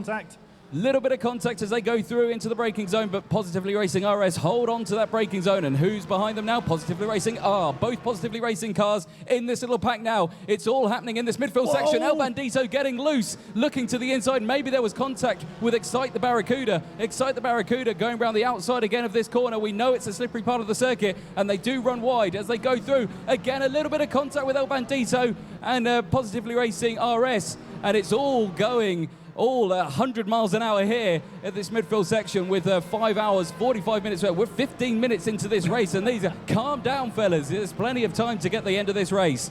So as they go through, they all sliding back into position, and I think Positively Racing have made a mistake further back. They've dropped back, and Radicals Online, recovering Radicals Online, back up into P7. And now you can see here from this fantastic helicopter view that you can see these guys have opened up a bit now. They've spread out through that slipstream action, but fantastic stuff from these guys. Absolutely. Like I said, pretty clean. There was a little bit of contact, but then they rubbing his racing. No one lost out anything in that sort of sense. So it's all good. It's really good to see, and hopefully everyone that's watching the stream now is enjoying themselves, because this has been some fantastic racing. Like I said, we're seeing some oohs and ahs being thrown about all over the place from people that are sitting watching it. As we can see, the POS Racing RS car going through. Camsport Ice, as I said, they still haven't got a tow, so everyone behind them now is going to be catching them up. So it's going to be interesting to see how Camsport Ice can defend into Sector 2. Difficult place to overtake, but we have seen it done in the first 15 minutes, so there's no reason why no one can do it again. No, definitely so. And as you can see through this section, these guys are bunching back up again, and we're going to get a replay of all of that happening again. Excite the Barracuda not managing to hold on to that one too much, but El Bandito, after that massive moment, they got a bit loose on the infield section. It looked like they had a bit of a contact from Excite the Barracuda further behind. Again, I couldn't quite see from the angle that we had, but it definitely looked like that, a very sporadic move from the yellow Porsche as they go through. P5 currently for them, it's 4th and 3rd just in front, and you can see the gaps in the bottom right-hand corner of your screen to the cars. Onboard shot here from Excite the Barracuda, a driver's eye view from that beautiful Corvette. The inside view of that car is absolutely fantastic. I drove one of these cars not long ago on the sim, not in real life. If anyone here knows anyone who has a Corvette C7R that wants to let me borrow it, please do let me know. For no price, of course. I'll happily drive it for them. But yeah, as you can see here, back on there, you've got to watch that inside curb going up here. I know. It's super, super high, and it can really throw the car off. Absolutely, avoid it at all costs. So we can see, I think, just up ahead, Positively Racing RS going around the outside again of Camsport Ice. They're going to try and do a carbon copy of what they did last time. However, it's not going to work. And then El the inside from Bandito. absolutely nowhere is El Bandito making the move. I think there was definitely contact there from what I saw. There was a little bit of contact, definitely, from El Bandito on Positively Racing RS, and Positively Racing RS now under pressure from Excite the Barracuda. Excite the Barracuda with the inside line now as we go into the red. No, they haven't, sorry. They switched sides, so Excite the Barracuda got the outside line, and they can't quite do it here side by side. Are they going to try and hold the power? They run wide, they get loose slightly, but no, they get back on, and it looks like that sign's sealed and done as they go round into the infield section. They've got the inside line here for this very tricky fast corner, about 4th or 3rd gear. I'm not sure what gear it is, but third I'm being told. There we go as they go through. But it looks like that has been done. These guys are so close still. It's hard to tell if they're going for a late lunge. I think it's done now. So there we go. So with that contact from El Bandito, I'm sure we're going to get a replay from it. I'm sure. And I'm sure you would like to see a replay of that as well. And I think we have got it here. Yes, so El Bandito with the bandit move of this entry. Under braking, looked like was there any contact? I think Luke actually backed out of it. I think he did back out of that, to be fair, and I think he just had the wrong racing line for the second part of the corner. So again, no damage. No, but fair enough. It was a very late lunge. It was, yes. I think if Luke had actually followed, I mean, you could probably see from that replay there, if Luke had followed his line going into turn 1, there definitely would have been some contact made. But fair play to Luke for avoiding it, and also, from El Bandito, a very, very... here we go. That's from very far back. I think we're just going to see if there was any contact. I don't... No, he backs out of it there. You can see there, last-second decision. Yes. Goes full lock the other way. That was a very bold move. Optimistic, I think. Optimistic. I think that's the word to use. It was indeed. If ever I could see a time to put #send it, that's it. Indeed. Chat, do be proud. I thought the one that Luke made on that was a bit, that was a send it, but I think that's definitely the new benchmark going into turn 1. Definitely so. But as you said, there was no contact. We've got another replay here actually from on board. This is... Yeah, look at that. You could see the steering wheel move. Last minute direction change to get out the way, and you can see there too much curb, lost the back end slightly on board there from the Positively Racing Aston Martin. Back now with the Radicals Online Aston Martin. Again, fantastic livery that they've got out there. A lot of damage to the front of that car though. As expected, they had contact earlier on in the race with Pure Motorsport. They also collected them. Pure Motorsport had to pit though. These guys have not pit. And you can see the visible damage to the front of that Aston Martin, but they're still on the pace and they're still closing that gap. You know, the gap down to the guys in front of them. 8/10 of a second gap behind, 9/10 of a second. You can see that on the new overlay that we've got here, kindly provided. And That's a good plug. Good yes, plug. I like that. good plug. Yeah, Good plug. and it's absolutely fantastic. That's, I think, and I do like this aerial view, actually. It gives you a greater sense of the gaps. I know looking at it saying 8/10, or what's 8/10 really, you can't really see. This gives a good observation of what actually these gaps obviously do represent. So at the moment, Radicals Online being sandwiched by both Positively Racing cars. I think people have started to settle into a rhythm more. Like I said, Positively Racing RS catching up. Oh, you can see contact. No, that's Cam. No, sorry, that's Lamati Racing That in was Cam Sport Lamati 5. Racing. That's the battle for the lead on the small screen that you can see. And that's absolute drama at the front. They've managed to close back up. I'm not sure what happened for those guys to actually close up. There was a second between them in previous times. I'm sure Race Control, we're going to try and cut to that as we're looking at the Radicals Online. But as you can see there's drama going off in the background in the venue. And I'm sure it's all kicking off there in the Cam Sport Ice and Fire section. You can see it's all kicking off everywhere, really. As you can see, El Bandito's managed to get in front of Cam Sport Ice as well, as they try to dive back down the inside through this section. We're kind of looking at one car further back than we want to be, as they all kind of goes untowards in front. And you can see there everyone slotting forward. So El Bandito getting in front now up into P3. There was verbal altercations going on in the venue. Yes. All friendly, Oh, but yes. a bit of oohing and ahhing again. Yeah. But, of course, drama at the front. And we saw on the smaller screen as well, drama at the front for the Cam Sport. So both Cam Sport Fire and Ice teams in trouble at the moment. Here's a replay. So this is Lamati on Cam Sport Fire. This is into the heavy braking zone of turn 4. that's a Under lunge. braking, it's a late lunge. Cam Sport already committed to the corner. Lamati Racing absolutely nowhere alongside. If anything, if there's contact, it's definitely on Lamati. There is contact there, slight as they go through. I think Lamati did, though. I believe you'll see in a second, they did actually brake and give Cam Sport Fire that position back. So fair play, they actually recognised the mistake that they made. Recognised the mistake after the damage, though. That's the only problem. Yes, it is unfortunate they have had some damage, but as you can see there, Lamati Racing, they did actually brake and let Cam Sport Fire through. But I said, by that point, the damage has already been done. As we can see, the Corvette trying to make a move. Oh, no! Contact there! Oh. And you can see the Positively Racing Aston Martin make contact with the Corvette of Excite the Barracuda. That's gifted 2 positions now to the recovering Radicals Online, who go back up now in towards P5. But absolute drama in this mid-pack now as drivers getting flustered with all the moves going through and they wanting to get those positions up and out of the way. I know. I'd like to. I'd like to see a replay of that because it all happens so quick. By the time you've recognised and seen what's happened, you don't really know. As we can actually see, we've got a replay of it here, so we can see the Corvette pulling out and then just pulling back in. You can see that. So, of course, they are entitled to do that. Absolutely. I just don't think Positively Racing were ready for that. No, I don't think so. As well, what you've got, whether how much difference it will make, you've got the loss of aero all of a sudden coming through with the car in front. You will lose braking. You do have to brake a little bit earlier when you're behind a car, purely because you lose a bit of that aero, obviously, from the rear wing. So, yeah, I just think it was one of the things. It caught Positively Racing RS off guard a little bit, but Corvette going down, trying to go around down the inside of Radicals Online, trying to hold it around the outside, though, side by side going into the Senna S's, and Radicals Online still staying ahead. Yep, good defensive driving then from Callum Cripps, managing to keep the Excite the Barracuda Corvette at bay. Positively Racing coming back. There's Excite the Barracuda moving right out of the way.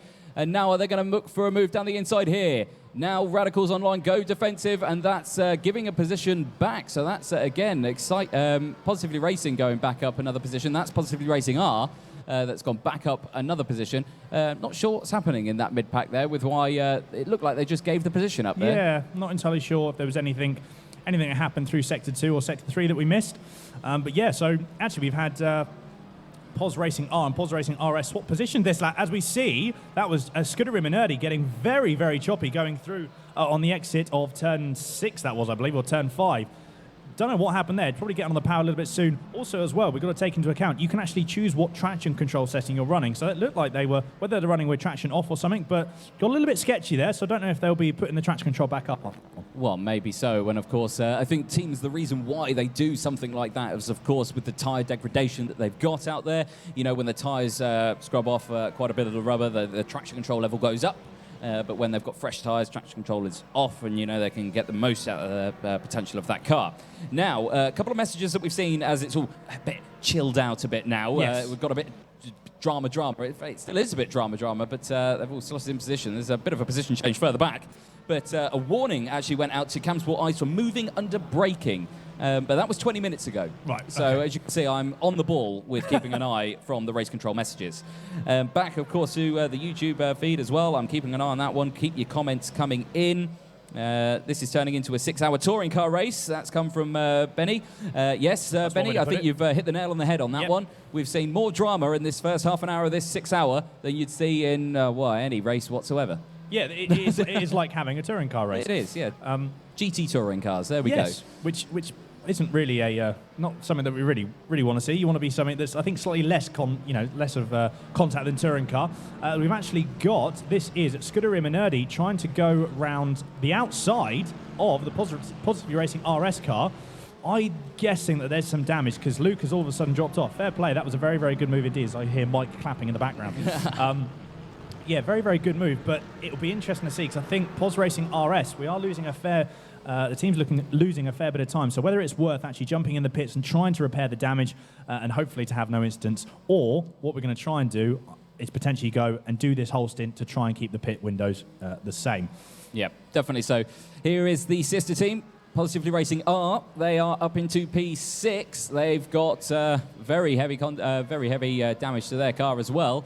And you can see under pressure from the Corvette of Excite the Barracuda, who again look to the inside of the braking zone here and very late on the brakes, almost collecting the back of the Radicals Online Aston Martin car. Well held. Well held, yeah, through it, but now they're all under all kinds of pressure from that Corvette, who sweeps around the outside now as we go onto this back straight section. A good exit out of this corner is crucial for the braking zone here.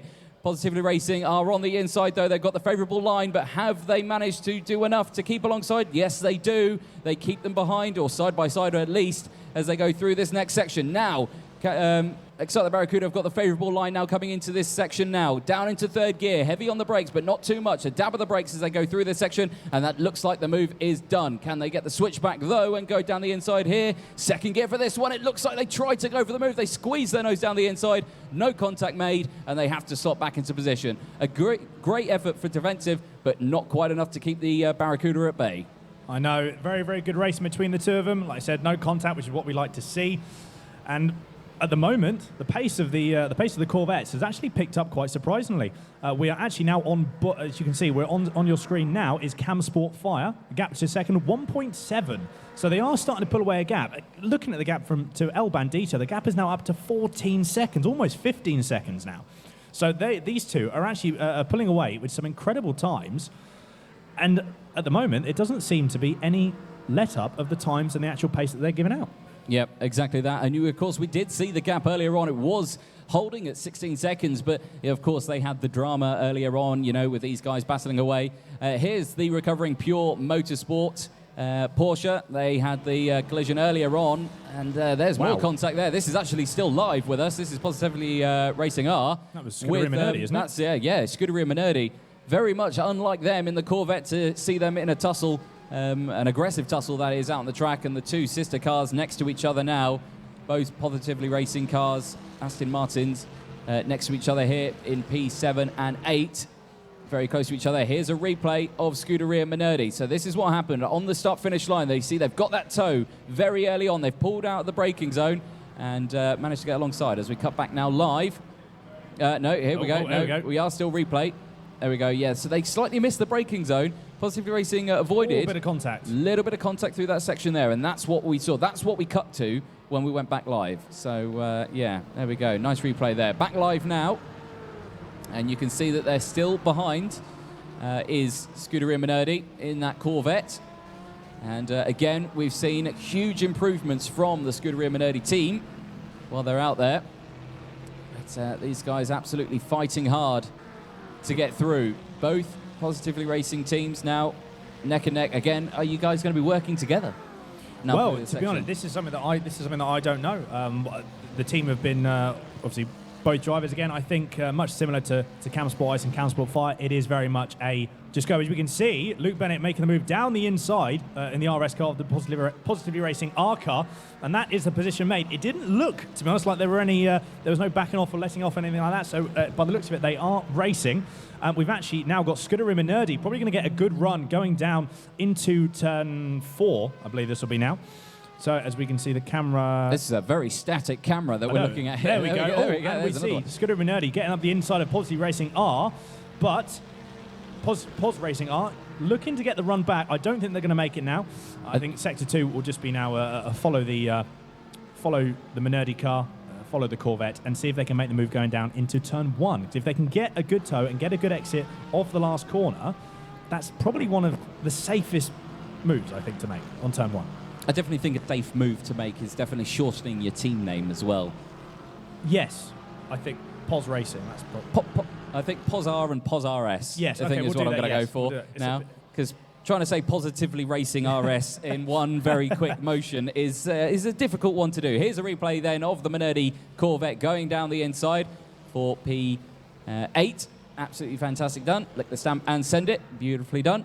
You can see the battles further up ahead. They're starting to get a bit close as well now with the recovering Radicals Online Aston Martin back up into P5.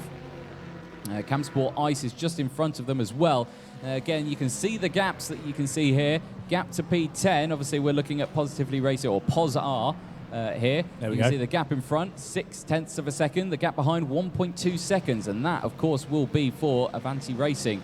And with that very striking livery on the BMW, that's going to be the one to watch. Here is back further up the field. Camsport Ice under pressure from the Radicals Online Aston Martin. And earlier on as well, I did see a warning from race control up on my telephonic device. But they did get a warning for flashing the headlights in corners, Radicals Online. So they have already been warned about that half an hour into a 6-hour endurance race. And you can see here in P4, the number 12 BMW is running well at the moment. What have you found? Well, I was just looking at the time, because obviously I know that Pos Racing RS actually had that a little bit of content. I'm just trying to looking at sort of times, and I think the times that people are getting, I'm just trying to look on the actual telemetry that we've got here. I think the gap at the moment, it's around sort of people are averaging anywhere between sort of a low and a high 32s. Camsport Fire and Lamati Racing at the moment are both they're in the 31s. So Right. they're doing some mega quick lap times. The rest of the field sort of like third to about 10th are averaging sort of in the 32s. So I was just really seeing, if anyone's sort of putting in some quicker lap time than others, but everyone seems to be sort of a level playing field now. Yep, here we go. Drama at the back of the field. Excite the Barracuda going down the inside of Radicals Online into turn 1. It looks like they've made that move done there behind the Camsport Ice car. And they now move themselves up into P5. Radicals back down into P6. So Radicals still struggling there with that car. I believe it's still Callum Cripps at the wheel, as he's still got the slipstream now. The first thing you want to do after being overtaken is try and get that position back within that same lap. Otherwise, you've definitely lost the momentum.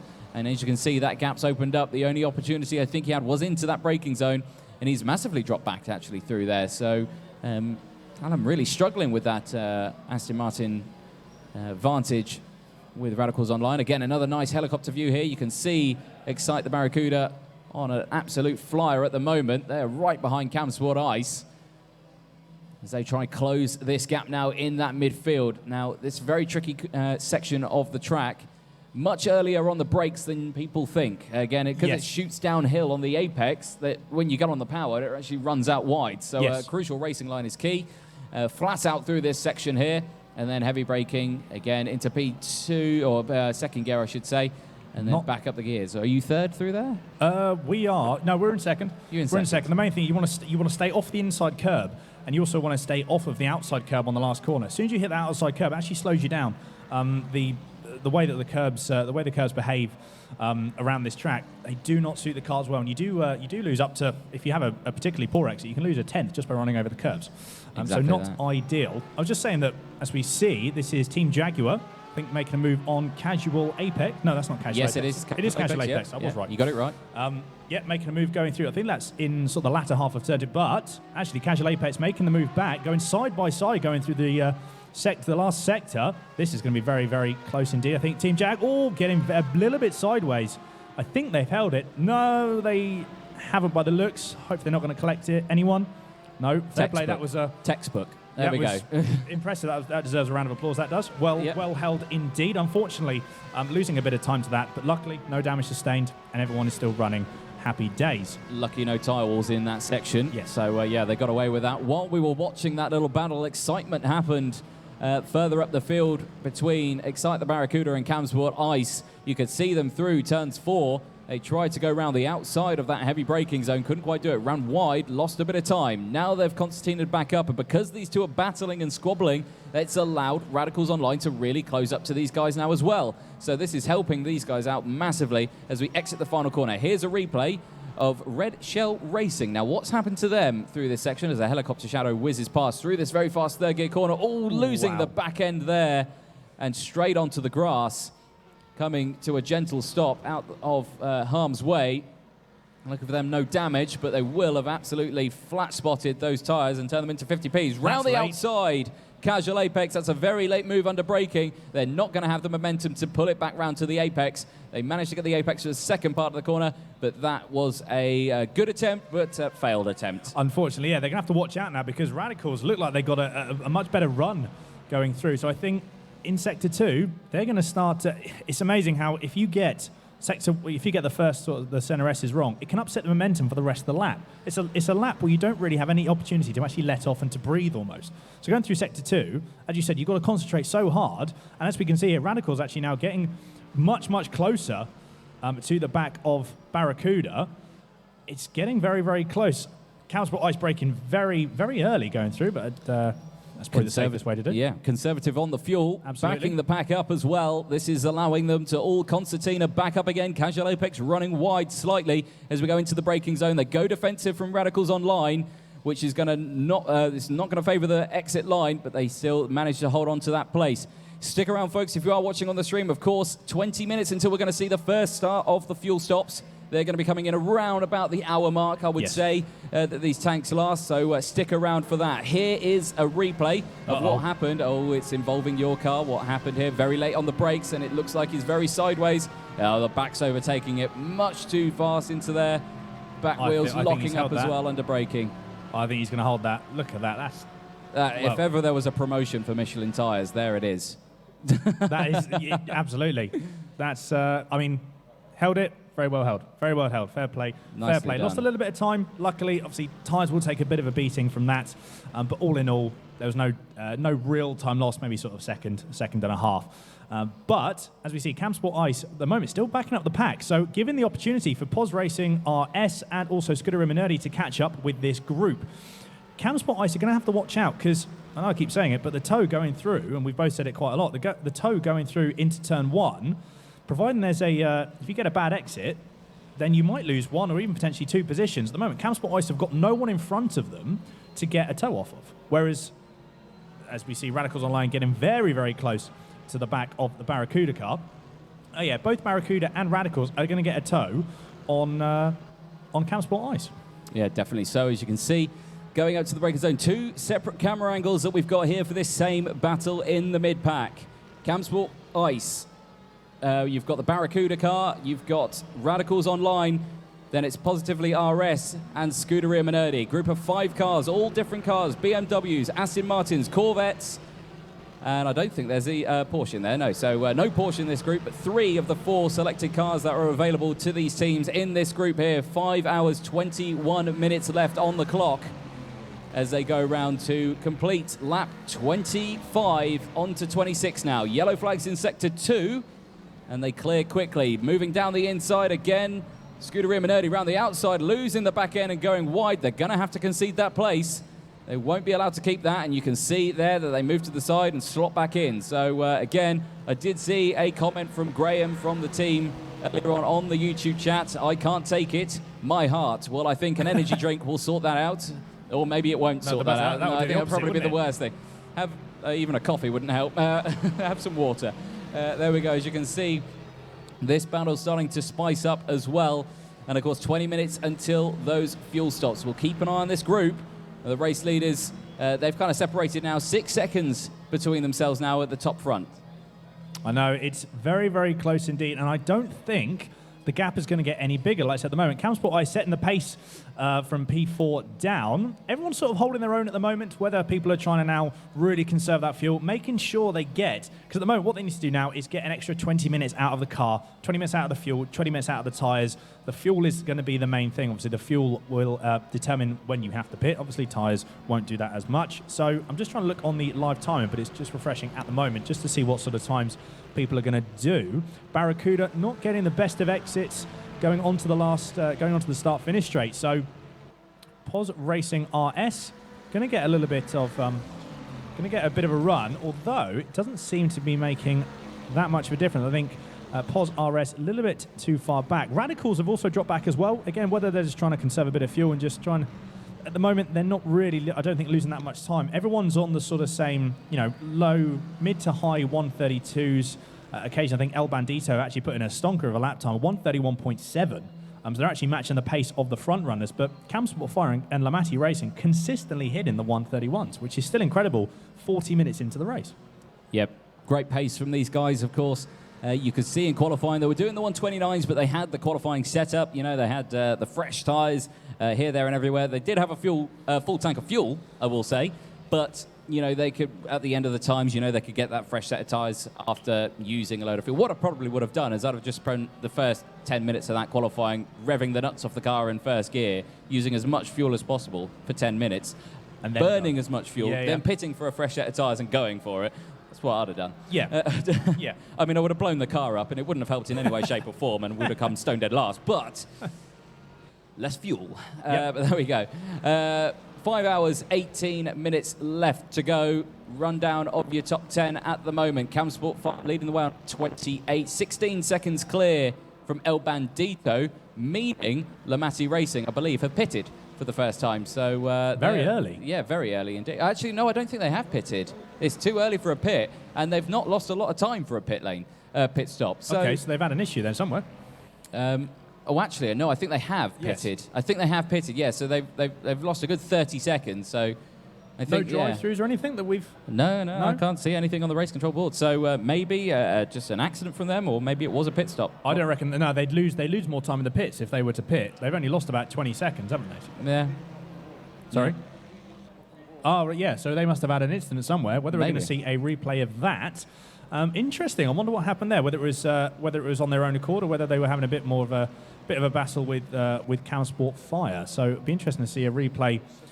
Yeah, it'd be interesting to see a replay of that. But at the moment, this is the battle to watch. You're on your screen now is Barracuda, Excite the Barracuda, getting very, very late going into the breaks. Camsport Fire again taking it conservatively, going into Sector 2 in the safest way around at this time. It is a long old race. There's no point being too aggressive on the car in this later stage of the race. Tyres are going to start to drop off a little bit now, so you might see the times increase, and you also see people maybe getting a bit more squirrely. This might be the time as well to change your traction control settings. Some people currently that I know might be running it off, and they might change it up to low. So again, you'll start to see, I think, some differences in the times now. They're going to start to increase. Yep, fantastic stuff all the way through there as the pit stop stage looms into sight with 16 minutes left on the timer to reach that hour mark. If you've not been to the Simply Race venue and you want to know a little bit more about it and everything like that, we will cut back to this action in just a moment. As I say, it just actually, as we say that, it starts to get a little bit exciting. But as we'll jump back to the messages in just a moment, we'll see you in a quick second. I think we're carrying on for a second. Oh, are we? We are oh, okay, we're going to carry on for a bit. We're going to cut to the messages, but I think Race Control said, no, we'll forget that. Watch this. Which, to be fair, there's a lot to watch at the moment. Like I say, you're still on your screen is still Excite the Barracuda, but Pos Racing RS, Radicals Online, Barracuda, and Camsport Ice all within probably about half a second of each other. So incredible racing. We see that's very, very brave. Radicals Online going around the outside of Barracuda, successfully make it. Are they going to try and go around the outside of Camsport Ice as well? I don't think they are. Oh, Barracuda, a little bit of a contact between Barracuda and Radicals, but Radicals on the inside for this corner. Pos Racing, RS getting very, very late on the brakes there. this is all very, very exciting stuff. I think Radicals Online definitely won out of that. Pos Racing trying to go around the outside. This is going to be a cracking move if he can make it stick, which will be on the inside for the next corner. I think he can. I'm struggling to run out of breath now. And can you take over, please? I can take over, yes. So they were absolutely side by side through that back section, but not managing to get that position done. But Radicals Online, great move around the outside, Fantastic. taking that extra spot, moving themselves now up into 5th position. So Excite the Barracuda down into P6. They've got no gaps between them. You can visibly see the gaps, so there's nothing between these two teams. They're in attacking range, I would say. Send it range is another way of putting it. Both teams with the headlights on into the braking zone for the SRES. As we go back through again, it just seems to have its moments where it gets all exciting with Excite the Barracuda as well, and they go through as well. A couple of messages on the race control chat that I've got. Lamati had a little excursion, I can see. So Lamati did have a moment, and here's another moment from Radicals Online. Looking down the inside there for the turn 4 heavy braking zone with Camsport Ice. Cam's going defensive, pushing them onto the grass slightly as it seems there as they go through. They do indeed Excite the Barracuda, managing to get back past, and are they going to go around the outside of Camsport Ice as well? They do successfully manage to Pos do it, Racing. but Pos Racing trying to follow as well. And Excite the Barracuda, 2 positions in one, a very late braking zone. Ooh. That's going to allow these guys to really close up as well, and it's going to be seen by race control now. But Excite the Barracuda there, completely attacked by Camsport Ice with a very late braking zone, I should say. Absolutely getting tongue-twisted here with words. But Camsport Ice holding on to that lead of this pack now. Radicals Online managing to get past Excite the Barracuda as well.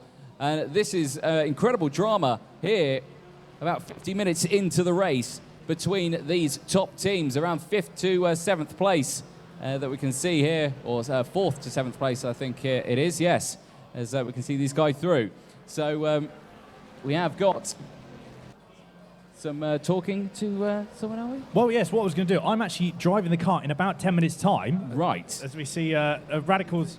What? Oh, we're both driving. Sorry, I was trying to get someone else to So he take was over. trying to swap over, and it was work, a failed attempt, but it's fine. We can try and relieve someone at the moment. If you do want to head off, Daniel, that's absolutely fine. I'll let you do that, and we'll see if we can try and squeeze someone else I'm sure there will be someone. I'm sure we're seeing a few people. I'll try and collar someone and see if they can lingering. pop round. There's plenty of space on that sofa for many people as we continue watching this exciting battle in this mid-pack area. It's all happening between these guys at the moment. I don't want to leave. I'm excited to watch it. I'm not going to have to drive it, but... You're going to have to. I know, You're going to have to. It's exciting stuff. It is. You've got to drive the car that's currently in this battle. I know. I'm quite nervous now getting... Well, it won't be in this battle when you get in the car because they'll be pitting. No, true. No, Again, true. you probably want to wait until these guys all dart into the pits at the same time. Yes, and then You know that do the extra lap. Yeah, you want to try and hold on to it, and as they slide down the inside of what a move! Excite the Barracuda with the inside line through this favourable corner. It's the favourable line. They manage to hold on to that. Are they going to get forced onto the grass? No, they slot back behind. So it's good defensive driving from the Excite team as they go through, holding on to that position. 5 hours, 12 minutes left on the clock, and you can see that the Radicals Online Aston Martin has managed to open up a slight gap from that attacking Corvette of the Excite team as they go through now. Here's slotting back with them as they go across the line. We're on lap 32 now. Plenty of action still in this midfield section. As we go through the SRESs again, a lot of pressure on the back of that Excite Corvette from the Aston Martin of Positively Racing, or Pos RS. Pos RS, there we Pos go. RS, I'm going to try call it, as they go through. Positively Racing RS is something very difficult to say very quickly. Absolutely. I'm going to love you and leave you all. Yep. I'll be back in about an hour. Okay. Right, We'll see you in an hour. I'll try hold on. That's all right. I was actually going to take your microphone, but there we go. We'll do that as well. So, and there's drama in the background. I can see Scuderia Minerdi getting very loose and in towards the barrier on the inside. I am not sure what caused that. Was it contact with one of the Positively Racing cars? If it was going to be the R team, the one with the blue front you can see at the back of this train of 5 cars. It is the 5th car in the line. As you can see, this group of 4, this great helicopter view we can see now of this pack, really closing up, and it's not pulling away. Team struggling to get past that Camsport Ice car. It's holding that pack in P4, Lamati Racing, holding on to P3 as well, and El Bandito, who are also in this pack, they've managed to fire ahead, and they're up into P2 now. They're 18 seconds off from Camsport Fire, who are absolutely doing a sterling job at the moment. Great angled camera here as they zoom past back up to the start-finish line. Camsport Ice in the pits. So there we go. That's got rid of that. Now, this is where the teams can start to open it up with the final few laps of fuel that they've got. 10 minutes left until we hit that first hour mark. But here we go through the SRESs as these guys start to close up. Now, we did see, here's a replay actually of what happened earlier on. This is Lamati Racing. I believe this could be the incident that they had earlier on that allowed them to close up between themselves. Is it through this section here? You can see it all seems fine and well at the moment. Oh, but there it is. Absolutely snaps under the under gearing, almost doing a full 360. And there it does, completes it and gets it going. So we can see why they lost so much time there. Absolutely going the wrong way. So absolute drama for the Lamati team and a real shame from them from their original qualifying spot. Now, back with the front group. And you can see them here again, opening up slightly. Now that we've lost that Camsport Ice car who was keeping this pack all bunched up, these guys are managing to spread out now and open up a little bit more of a gap between themselves. 9 minutes left of the first hour mark. 5 hours, 9 minutes and 20 seconds to go. Keep your comments coming in all the way through the board on all social platforms. We'll try and keep an eye on them as best as possible. I have got the phone in front of me, keeping an eye on it. I say as it tries to load up as well. As you can see, back live with it. I can't see any comments at the moment, so there we go. I'll try and load it up, but it's taking its time, put it that way. 5 hours, 8 minutes left on the clock, and this battle still ever the battle out there. And I think I know the reason why I can't get the stream up. There we go. We briefly lost the stream. That'll be why. There we go. So we can see it's back now. And everyone rejoining, which is good to see. That's why that chat wasn't working. So we are back now, and comments coming in. And what happened to Lamati? Tim Brown was that. We did just see a replay there through the second sector of the track. They had a bit of an excursion. The back end stepped out, and they went round sideways. Put it that way. Here's a replay of Scuderia Minerdi in the Corvette. This is action, I think, further on. This is the action of what they had. Oh, did they just run wide? They did, yeah, so they just run wide. They hit a bump, and all by themselves, trying to floor it to get back onto the track, and managing to do so there, keeping it out of the walls. But that definitely would have scrubbed some tyres, I would definitely say. But yeah, as we join back on the fresh stream, people rejoining now. You join us with 5 hours, 7 minutes left on the clock. As we watch now the Excite team with Radicals Online. Two very skilled teams. Jack Ashton in the team at the moment. I'm not sure if he's in the car at the moment though, but a very skilled driver in that team. You've got Nathan Burton as well, another skilled driver. He was part of U Barracuda. And with Jack Action, part of the Team Forzilla with their main sponsor, Excite, and closing together and bringing Excite the Barracuda. So that's the reason for the name there. And you can see going through. Here's Team E-Team Brit in the Aston Martin. They've got Scuderia Minerdi for company. We are in P9 and 10 at the moment for these two teams. Running very well at the moment. A new team into the series, of course. Not seen them before in the Simply Race Endurance Series paddock. And great to have them here. Great to see them racing alongside these guys. An absolutely fantastic team in real life as well. You see them working closely with the Aston Martins and GT4. And as well as the VW Golfs as well, doing a lot of work with that. I know a couple of the drivers from previous karting championships who help out with that team as well. Absolutely fantastic to see them in the esports side of it also. Again, if you are supporters of any of the teams, get your comments in. We will try and read out your comments as best as possible. I will try and read out the comments as best as possible as well. Whether it be on Facebook or YouTube. I will try my best to see all comments that come out.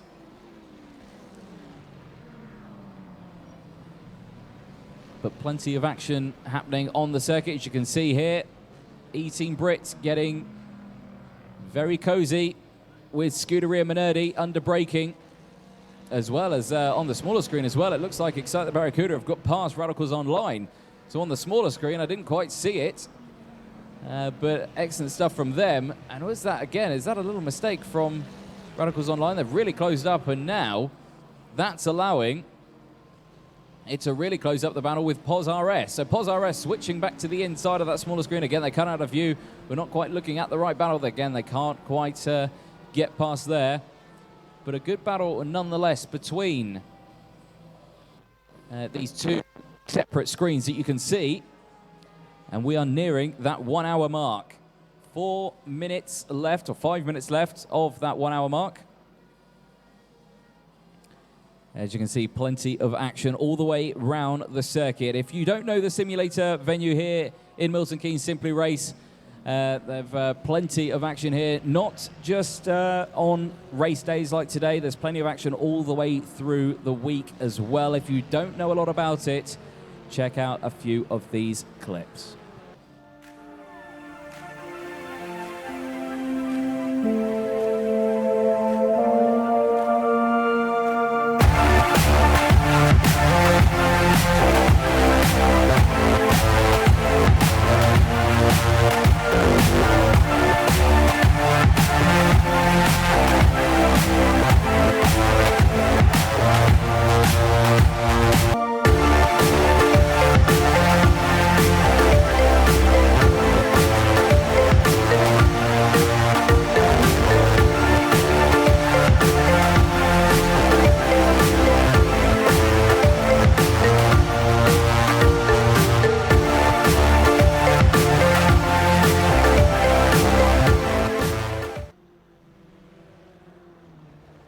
There from the venue, and you can see the triple screen setups that all these teams are using at the moment.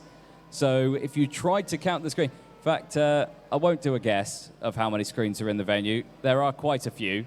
Of course, if you did 17 sims times 3, plus there's another sim with 3 screens, plus a pit wall with several screens on it, plus race control, plus the TVs behind race control, and of course the broadcast room as well, which has probably got the most TV screens out of them all. There is a fair few screens in this venue, plus the screen I'm looking at in the seating area, in the sofa area. So yeah, lots of screens in here. Have a guess. Put your guesses out on the chat, and we'll see if anyone's closest. There's no prize for it, just pride. Camsport Fire really on fire today, says Emily Wilson. They are indeed flying ahead at the moment. Here's Positively Racing RS.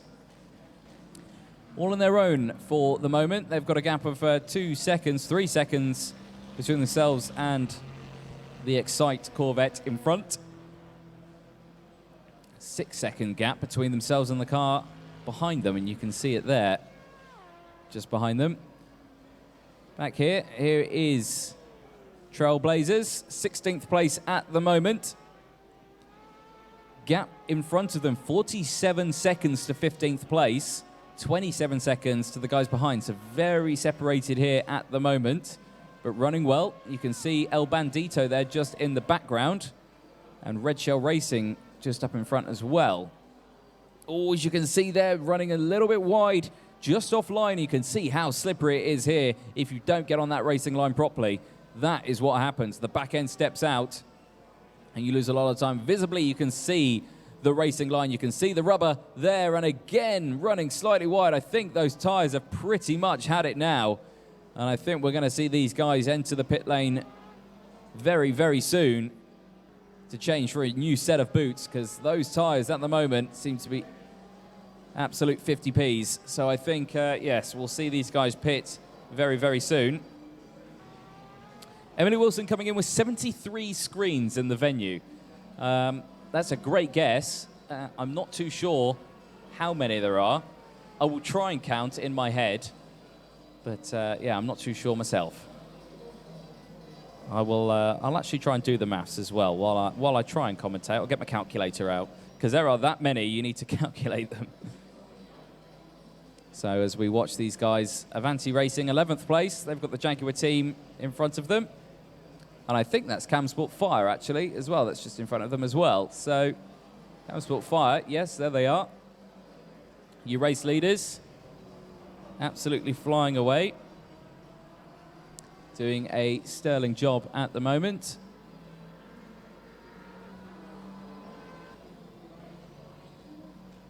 As they come into the pit lane now. So into the pits comes our race leaders. Here's Pure Motorsport in 14th place. 6 seconds between themselves and 13th, and 42 seconds between themselves and 15th, so they're on their own a bit. No close action from them.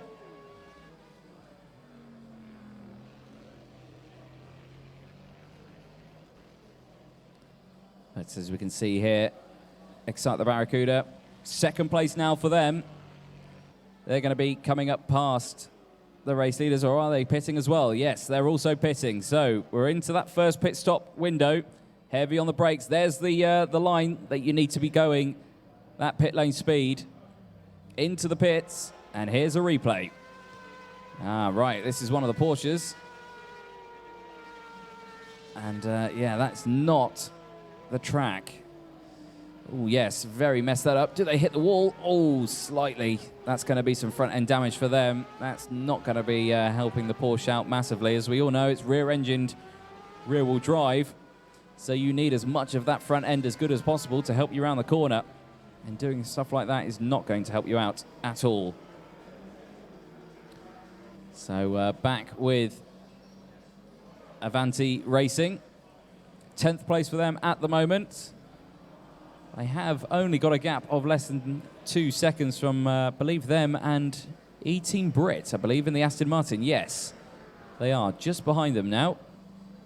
2-second gap between those two. About an 8-second gap between themselves and the team in 9th place. So again, they've got a little bit of company, but comfortable at the moment. As they go through, I'm trying in this time. If I do pause a couple of times, it is because I'm doing maths. I'm trying to figure out how many TV screens there are in the venue, which is completely pointless and not necessary, but I'm doing it anyway. But if you do want to have a guess, get your guesses in. And we'll see who's closest. As we go back to the comments section, let's see who we've got having a talk at the moment. Of course, if you have got any comments or questions for any drivers, let me know. Don't do an injury. Is that an injury of doing maths? What are you trying to say? I'm not that great at maths anyway. Back with the Avanti Racing BMW.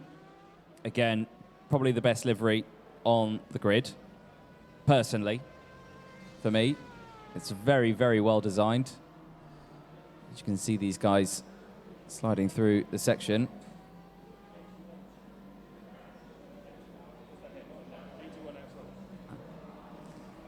So apparently I've just had someone count how many screens there are. Hopefully you didn't hear him say them on the stream, but I've just been told how many there are. So I know now. Emily, you're a bit short. You need a few more screens on your guess there. Back a little further up the order. Well, this is a bit further up and further down. So this is Camsport Ice. Actually, is it for position? It is for position, actually. So I think this is further down the grid. I wasn't expecting Camsport Ice to be that far down. I suspect it's after their pit stop. So they've managed to get past Pure Motorsport now with the fresh set of tyres. Well, Pure Motorsport, they pitted earlier on as well, so they probably pitted for a fresh boots and a full tank of fuel earlier on. So that battle is done and dusted with Camsport Ice being on the fresher set of tyres. El Bandito now in the lead. 41 laps completed with a 20-second gap to Lamatti Racing, but of course pit stop stages will be coming in just a moment. Here's Radicals Online behind the Excite Corvette. Again, doing well at the moment despite the damage. I believe Callum Cripps still behind the wheel of this car. So we have surpassed the 1 hour mark. 4 hours, 55 minutes left on the clock as we go through. Just waiting now for these battles to close up again. And of course, I don't think these guys have actually pitted yet. Casual Apex are in the pits. I think they're just exiting the pit lane, actually. Or I believe that's Camsport Fire, actually. Am I right in saying that? Yes, I think I am right in saying that. So that's how long a pit stop is. No, Camsport Fire are in the lead. So, right, okay. But that is them behind them. Oh, I'm jolly confused. Are these guys that far behind at the moment? I'm trying to think where they are. Excite the Barracuda and Radicals Online, they're there. Yeah, they are nearly a lap behind. Crikey. So, Camsport Fire absolutely flying at the moment. And I'm being joined on the sofa by Graham from Scuderia Minerdi. Hi, Hello. how are you? I'm very well. How are you? Good, I'm not bad. Excellent. I've just managed to stop being incredibly excited by what's going on the stream and come and sit and join you and talk about it. Excellent. Tremendous. Could you tell I was getting a bit... That was awesome. It was really good. It was good racing, so, yeah. So close. It was disappointing for us because we were just watching. Yes. We were always just a little bit off the back of it. Yes. But from doing that, we've managed to go a couple of laps further than anybody else. So After the pit stop stage, this is what we were waiting for. Radicals Online and Excite the Barracuda closing up now with Lamati Racing. So these guys... that's Excite going around the outside. They'll keep that, I think. They will keep that, yeah. So it's a the good... beam is very fast in a straight line. It is. It is. We found that at the Watkins Glen 24-hour. It was very... But he's being blocked in by Radicals, so he's not going He to get is. it. That's it. There's two Radicals down the places inside. for So Lamati. that's 2 positions lost then for Lamati Racing. And they are now back down into P5, but these guys absolutely closing up. So talk to us a bit what happened earlier on where we saw the the Scuderia Minerdi car go slightly wide. Yes. On its own. Rob had a slight brain fade. A brake fade. Brain Fade. Yeah, I was to I say. think he'd Do they admit it. simulate brake fade on here? That's He'd incredible. admit it himself. When you start to lose the front tyres, you get a lot of understeer in the Corvette, and he just went too wide on the outside of whichever turn that is, turn 4 or 5. I think it's 5. Yeah. 5. Yeah. And once you get over the curb enough, the car goes light, and he just oversteered and lost the car. But he didn't hit the wall. No, We we did lost see that. about 9 seconds, but he made most of it back up. So That's good. So obviously, just over an hour into this race, you know, you've got your strategies in place and everything. How's he doing on fuel? well, that's the Minerdi party piece. Is going Yes, longer than it's going anybody else longer on than anyone fuel. else. Yeah, I don't know how you do it, but you do it. We managed to make it over the hour for the first stint, so that's what our aim was, to get over the hour for the first stint. I think most cars boxed before we did. I think most cars didn't manage to make the full hour for the first stint, and we were a minute or two over it. And that means later in the race, our last stint will be shorter. We won't have to do it. Oh, hello. Very wide for Radicals there. Yeah, Radicals Online there, as you can see. Now losing time to the Excite Corvette. They're managing to pull ahead. As you can see, further dramas further back. Positively RS piling on the pressure to Porsche. Just realised we haven't changed our driver on the stream. That's And you've very just made... We need to send a textual message to Yeah, our team members. you've just made that aware to the man on the stream, who did say in the briefing that if he spots that you've failed to change your name on the sheet, a penalty may be coming your way. Wow. So Well, these microphones have got some range on them, haven't they? these is have yeah. You think I can wander over there? Should we Yeah, give it a yeah. try? If you go over, we'll hopefully we don't Have some lose walking you. Music. Yeah, Do, do, do, do. there we go. Some walking music. So, at this moment in time, Graham is going to the other side of the venue with the microphone. I'm still here. How's it looking over there? It's a lot darker over this side than it is where you're sat. I suspect it probably is. I believe we are having some slight stream issues at the moment. Apologies if we do keep losing you. But we have got it back up now with the brilliant work. So again, the guys working hard in the venue to keep everything going. Hopefully we've got you back now. Comment in from Dan. So I'm saying 100 screens in the Simply Race venue. It's a good guess. It's a little bit too many, though. I know the number. Oh, do you? Yeah. I mean, you could work it out. Although, no, you couldn't, because there's extra screens, isn't there? There's extra screens. This one that we're watching here. Yeah, yeah. You've got the whole pit wall, got race control, you've got the stream room, got the screens in the venue Does itself. the Pro Pod count? The That's one big the screen. 270-degree Pro Pod. Well, there's actually 3 there, because there's the one on the wall as well. What about the VR pods? Do they count? They're being used. they're over there. So Yeah, but does the VR thing count as a screen? I tell you what, that's something that I would like to do is microphone counter there in the venue. But yeah, I do want to try and go around. I won't count them too loud because then I think everyone on the stream will hear what the number is and everyone will get the correct guess. Later on in the screen when you hear DJ going 1, 2, 3, 4. Yeah, exactly. That's me. Yeah. So we've got Avanti Racing catching my team. Avanti, the former Scuderia Novizzi team. Ah, is that what that is? They've graduated. They're no longer novices. Okay. They're now They're their Avanti. own team. Yeah, yeah. Okay. They weren't anything to do with us. It was just coincidence that we had 2 teams called Scuderia. Oh, really? Yeah, I it thought was you were just- No. sister teams. No, you're No, completely they were- separate. It was just coincidence. Okay. Well, I'm learning new things today. many new things. This is great. So I just put a bit of a downer on me, actually. I thought Scuderia Minerdi and Scuderia Novizzi were 2 teams We were together. trying to set it up last year. We did have, there was one race, one of the 6 hours where we did have 2 pods booked, and we've got 4 regular drivers. So we were just going to do 2 teams with 2 of each of the regular drivers, but it didn't work out in the end. Yeah. So, no, interesting stuff. But like I say, at the moment, you're running ahead of them still. Yeah, yeah. So you're doing well. Simon's in the car now. He tends to he'll go really far on fuel, but he's not quite as fast on lap time as Rob is. Okay. So we'll see whether the Avanti boys just sit in the slipstream, or if they decide to have a bit of a go, they will have a much better run up the hill. The BMW is much faster in a straight line, especially if it's got a toe. Yeah. The Corvette's probably the slowest in a straight line, but it makes up for it in stint time. It's not the fastest over a lap. We qualified, I think both the Corvettes were 9th and 10th. Yeah.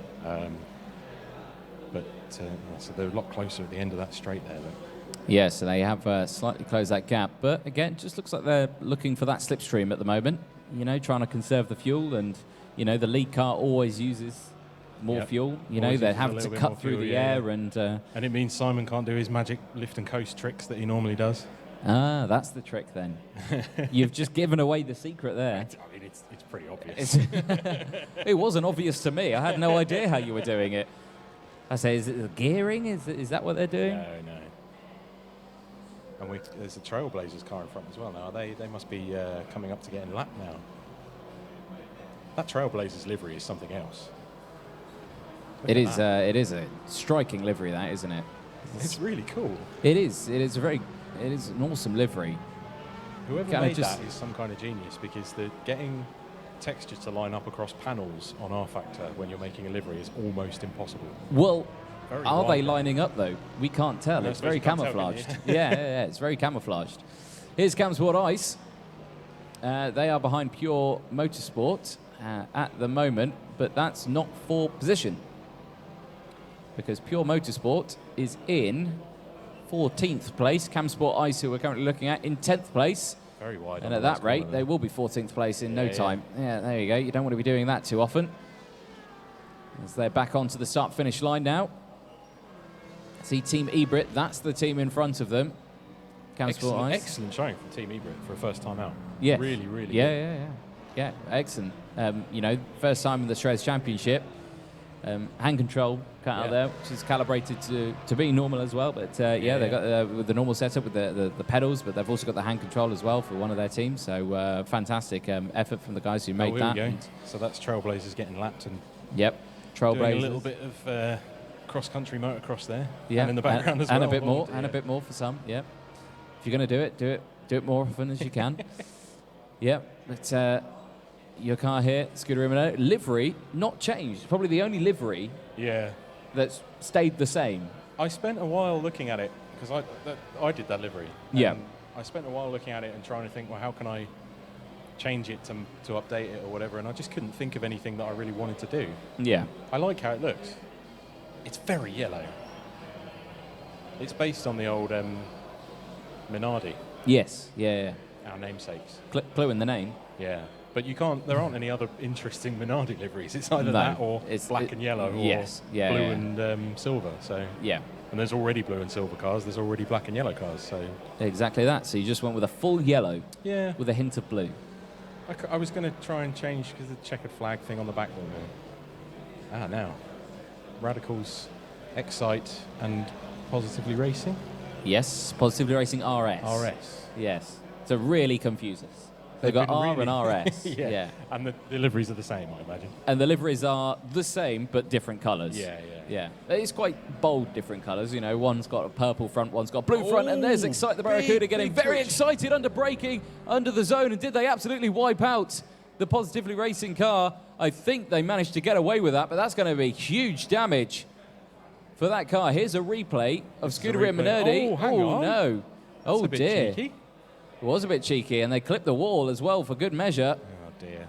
Under braking, that's not something you want to see, is it? No, it's not. Very much not.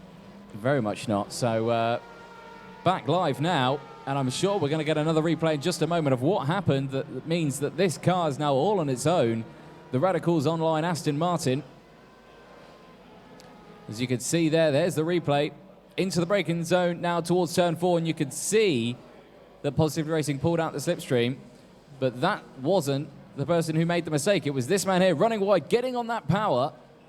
The back steps out now, and he switches back. Amazing work. He didn't clip either car. Oh. Absolutely Thread the nailed needle. that one. And it managed to keep it out of the wall as well. I suspect he's knackered his tyres, but kept it up the wall. Just the very lightest tap, maybe. They might have a really small amount of damage, but it hopefully won't affect them too much on the front end of that car. No, I don't think it will have affected that too much, but that was a tense moment, I suspect, if you were Positively Racing. I suspect a change of race suit is needed in that sim. Not that he's wearing a race suit. He's not in a race suit while racing a sim. I would like to point that out. No, they haven't quite committed that far yet. No. I'm waiting one day to see a helmet. I'm waiting one day to see someone bring a helmet Challenge in here. extended. Challenge, yeah, go on, do it. Okay. Be the first. Yeah. And you could get a helmet cam on. Yeah, Amazing. do You could that. cut to a helmet cam in the thing in the corner. Yep, that's some proper on Oh, boards hello. there. Someone's off. That was the red shell, I think. Who did you see? Was it a Porsche? It was a Porsche. Was it and white red? Porsche. If it was red and Porsche, it was definitely Red Shell Racing. They're a lap down at the moment in P12. So doing well. They are the first of the teams to be lapped at the moment. Rest of the teams all still on the first lap. And you see here the gap's opening up, and it looks like Excite have managed to get away with that one. They've not pitted. Oh, here They we go. stay This will be a strong. replay. Another replay. So this is not Red Shell. This is ACR Racing in the red and white Porsche. Losing it into that. Yep. That's turn 5 or 6. That is a very common place to get it wrong. And do they collect? There's been my some God. close calls in this, I'd say. cigarette papers between these cars. Oh, dear. They did well to slow that down and keep it out of the wall, to be fair. They did, yeah. They did a great job from that. But again, knackered the tyres. Definitely. Definitely knackered the tyres. I suspect at some point as well, I'll go for a walk around the venue and I'll try chat to some of the teams live in the sims. Hopefully the mics work. We did do a test and they did work earlier on. We could get them right to the other end of the venue and we could still hear everything. So it was very good. So we will try and do that for you.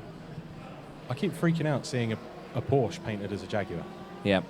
I think I'm going to need to change the batteries in my microphone because I just looked at it and it's flashing at me. So I'm going to go and do that, and I'll leave you in the very capable hands of Graham. Oh, okay. From Scooter and Nerdy. I'm going to have to take up commentary now, being a racing driver and a commentator. The Radicals car looking very second-hand on the front there. They've had a bit of a nightmare this race.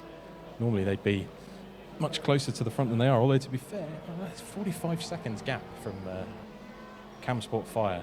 Colin sat just nearby. The Radicals damage I'm hearing is only cosmetic. They have repaired the car. It just looks a little bit second-hand on the old stream there. But the car is functioning correctly. Entering lap 52 in third position, 45 seconds behind Camsport Fire in the lead. El Bandito in second place, 19 seconds behind the leaders. So 45 seconds covers the top three, and then behind them another only 10 or 20 seconds covers everybody else. And here we've got Avanti Racing having a bit of a set two with Team Brit there. That's an interesting line from both cars there. Not really optimal for either of them. I'm back. Hi. With a fresh set of batteries in my microphone.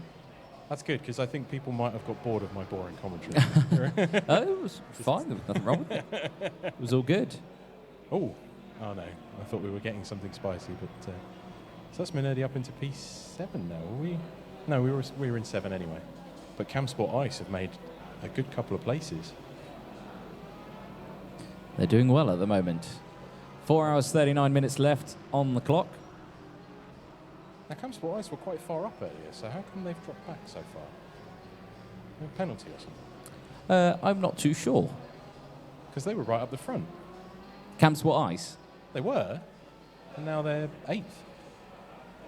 Oh, Collins leaning forward. There was a penalty.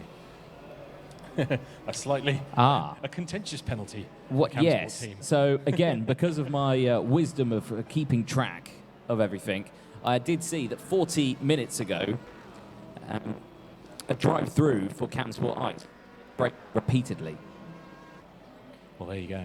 There we go. That's the reason why. Also, this just in. Go on. Because I've paid attention, and luckily because the message came up when I looked at it. So Camsport, apparently they've got issues with the fueling. Oh, right. So, yes, the Camsport Fire, apparently they've got issues with the refuel, and they're not able to stop in the box. So this is an issue for that team. Yeah.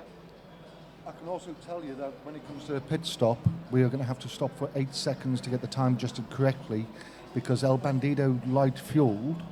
And when they worked the times out to get us back on track in the correct position, they did it with Lemanti. But because El Bandido light fueled, they now have to readjust the times, which they're going to do in the next pit stop. So next pit stop will be stopped for an extra 8 seconds in the fire car. Okay, there you have it. So that's Colin Straight Talbot from the horse's from Camsport Fire. Oh, sorry, he's from Camsport Ice. Yeah. He's Camsport. There we go. We need different tops for you guys so we know which team you're in. Yeah, we need Camsport Ice. Or maybe you could wear like Camsport headbands Fire. or something. We're one team. I like it. I love the. I mean, you guys have come on. This is a really good showing for both cars, to be fair. I think you were saying something like 14, 15 hours of practice for this. Yeah. As a team, which is significant. I think we've done about 4. Yeah, that's where the practice plays dividends. You can see it there. It's clear. Well, yeah.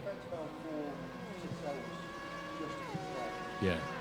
Well, that's it. I mean, we've stuck with the Corvette. We didn't bother changing just because if we're going to have a big yellow car, it might as well be a Minerdi, and it might as well be a Corvette. So Exactly that. Colin, would you like this microphone? And you just chat to Graham if you want. Well, I was going to say, I might have you two are having a lovely conversation. I might have to pop over because I think there might be some sort of issue, so I might pop my microphone over to Colin. Okay. And just have a go Yeah. quick check Lovely. with my team. Well, thank you very much for joining us, Graham. Great to chat to you. Your microphone batteries are also pretty much dead anyway, so we'll get that changed for you.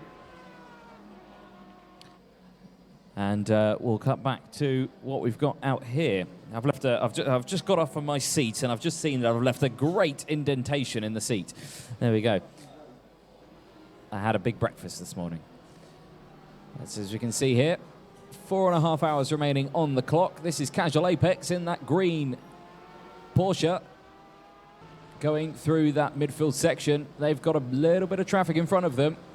It is Campsport Fire and the Trailblazers. This is a battle for position. These guys are both 2 laps down as the race leaders have just lapped them again for the second time.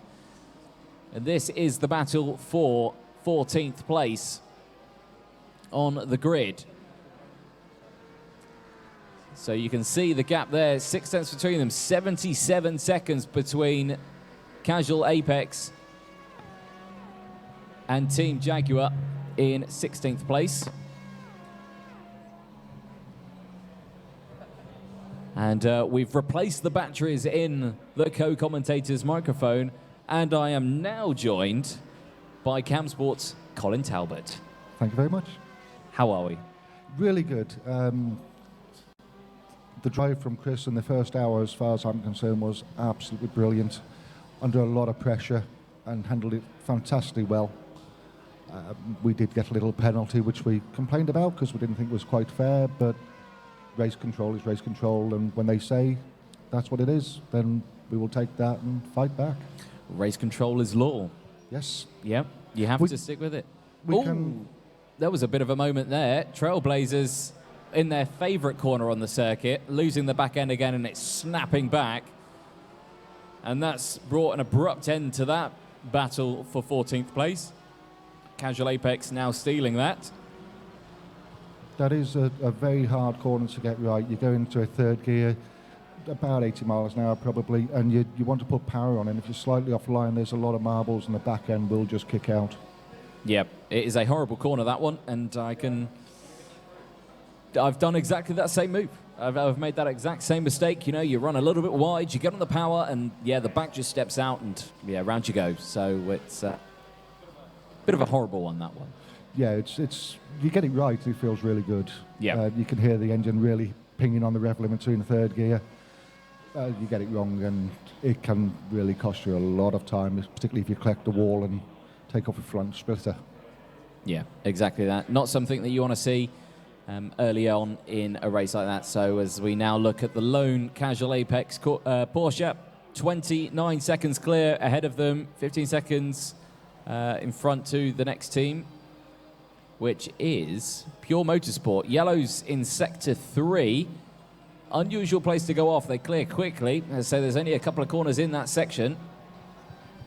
That's potentially running wide between the second last and last. Right, okay. So Trailblazers in the pits. So they've pitted now. I suspect that could be for damage. It looked like a very fast flick back that they had. So they probably went straight into that wall. Oh, most likely. I mean, it's very difficult to stop them from over-rotating and going in sideways backwards. It's very easy to go in forwards. Can I just say that Sean in the ice car has got right on the back of the Lamanti car now? Okay. So we can see here, Radicals Online and Positively RS are close. This is Pos R that we're looking at here in 11th place. They have got Excite the Barracuda. No, I lie. They have got E-Team Brit just in front of them in 10th place. They have got quite a big gap, though. Radicals Online, though, have got a very close little battle with Pos Racing RS, or Pos RS. You can see here less than a second between these two, as you can see them going through the final section. This is Sector 3 on the circuit in towards the final corner. Even if it isn't the final corner, I think they count this straight as 2 corners as well. So I think this is 13, and then the next apex is 14. Yeah, I mean, as drivers, we consider it one corner. So Yeah. the sharp left, just as you start up the hill, that's what we consider the last corner as drivers, because you're just flat out for the rest of it, Yeah. all the way up the hill. It's flat through the section. You can see under braking again, the two Aston Martins making their way round. And Camsport Ice has just got past Lamanti Racing. There we into go. 6th place. So Lamasi Racing down one more spot then into P7. 73 seconds off the race leaders. The same with Camsport Ice. Like I say, they've managed to just get past.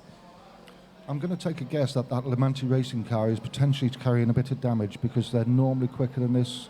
Certainly the first hour they were maintaining a really good pace, and for Sean to have caught them that quick, even though Sean is quick, I would have thought that Lamanti is carrying a little bit of damage, and it's slowing them down a little bit. Potentially, you know, we have seen them have a couple of coming togethers round this track, so a little bit of damage is possible. I've got more messages coming in, and do please keep them coming in, as I think as we keep losing the stream a bit, which we can only apologise for in the venue, but I believe we are still up on Facebook. And here we are now following the Camsport Ice car, which is trying to chase down the Excite Barracuda car, which I believe's got Nathan in the seat. So, yeah, if you are watching, keep your comments coming in on the Facebook stream.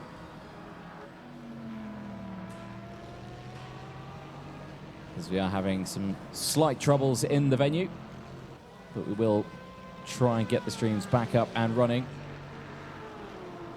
But we are up on Facebook, so if you are wanting to keep an eye on the stream, catch us here, as we will try and get the rest of this 6-hour race out to you. 4.5 hours left on the clock as we're watching Camsport Ice. 6th place for them at the moment, and closing in on the gap to 5th place. The gap only 1.6 seconds, 1.5 now to them and Excite the Barracuda. You can visibly see the gap there. There is nothing between them as they go through. These two teams roughly on par in terms of pace, and doing a sterling job in this race nonetheless. As we saw earlier on, these guys were in the forefront of that mid-group battle. Yeah, with Chris in the Tense seat, moment. he was really giving it everything he had,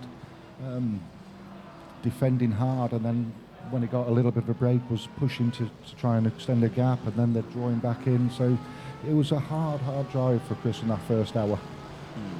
Definitely so, and of course with having the likes of El Bandito in the Porsche right behind you as well, we know they're a quick team, and of course you guys also absolutely flying around this practice that you've had. But yeah, just showing the skill level, it's gone through the roof. Will Dendy is the king of the late move. He's good at hooking onto the back of the car and then right at the last minute diving out and trying to put it down the inside. The late move is the one, though. That's what you need. It is, yeah. It throws you off a little bit, because you do plan your braking point as to whether the car's going to make the move or not, and then you're going to turn into the apex. And when that late dive comes, that's where there's more potential of an accident, because you start to turn as the lead car into the apex and then try and have to adjust when you suddenly catch sight of another car making a lunge down the inside. Yeah, definitely so.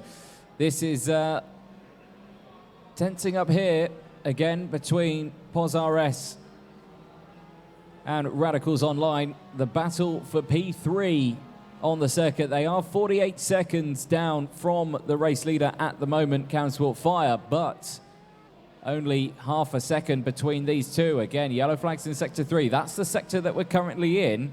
With one more corner to go, it's most likely going to be this corner that the incident's at. You can see debris at the edge of the circuit, and the yellow's clear, so I'm not quite sure who was involved there, and I can't see a car anywhere nearby. So that's an interesting one. It'd be great to see if we can get a replay of actually what that was. Here we are with the Camsport Ice car, and I believe the other, this is the Excite Corvette that it's with. So they have a little scrap there as well. Little mistake there from the ice car, just run a little bit wide, put a couple of wheels on the slippy stuff, and drop back a little bit now. Yep. I suspect you're keeping an eye on that little screen in the bottom corner, aren't you? Oh, yes.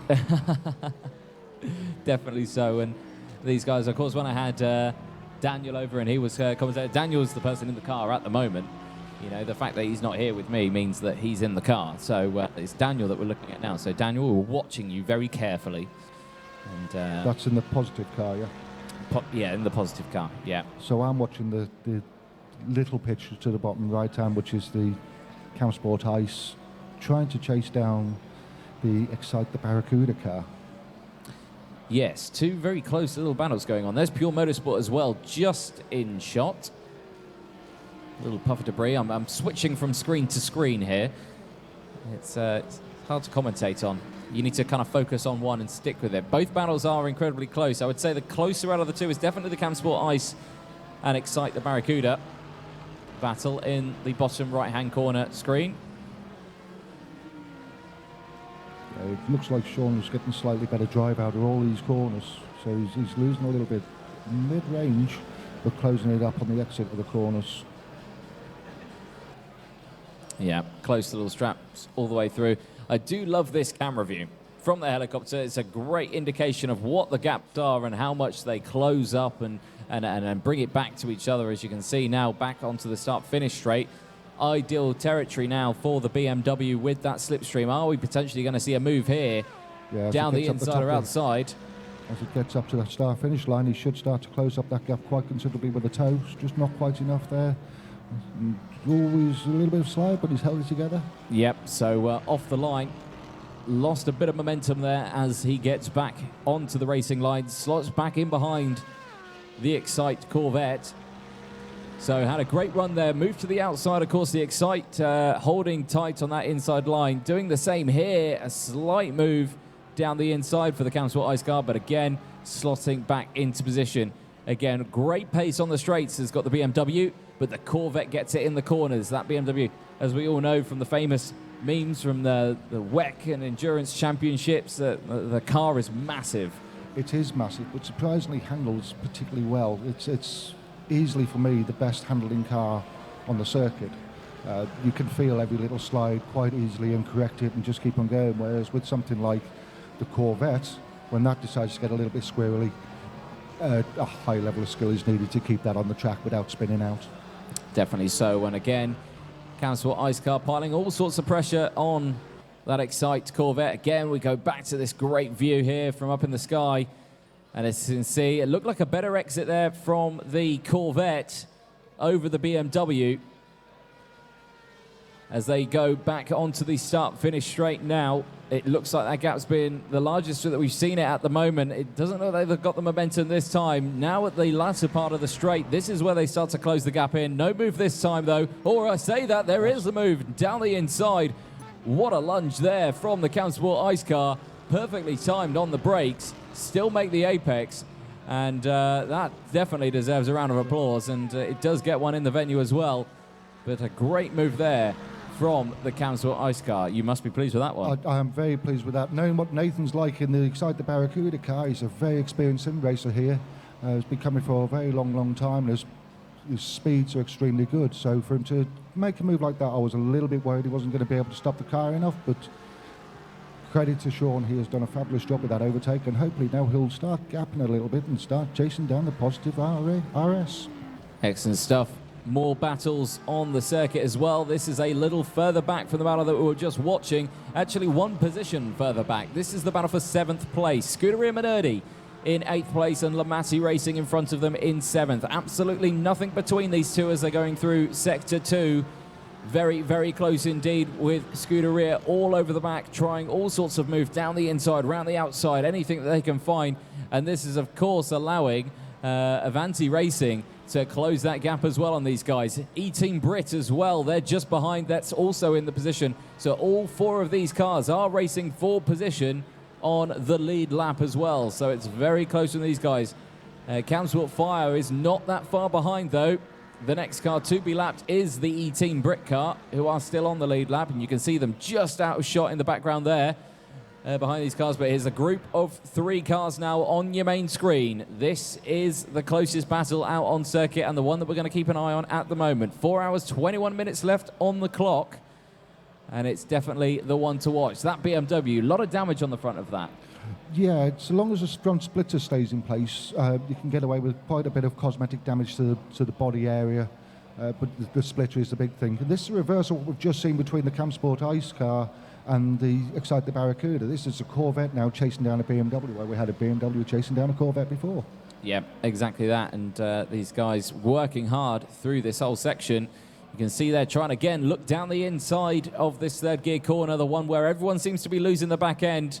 These 3 getting around there nice and clean at the moment. It looked like Lamatti Racing there slightly missed the apex and brought it back, or it could have been a late apex. I know that you can take a late apex for that corner, really running it in wide and then cut it down the circuit. You can. It works better in the Corvette doing that. The Corvette does like to take a slightly later apex than the BMW, so obviously for the BMW, you tend to take a conventional line with it. I think he probably just outbraked himself just a fraction just to try and maintain there. Yeah, so there we go. As we try to get the stream back up on Facebook, it looks like we have got it back up now. So obviously, hopefully people will start to see that now. We, again, do apologise for any of the streams cutting out, of course. We do try our best, but you've got to remember with the amount of people that we've got in the venue here, with all using phones and signals and everything like that, I suspect it does massively interfere with that. So... And it looks like Lamatti are making a try, or not Lamatti, Avanti. Racing are trying to make a move on the Corvette a little bit now as well. They're pushing very hard to try and get in the back of that.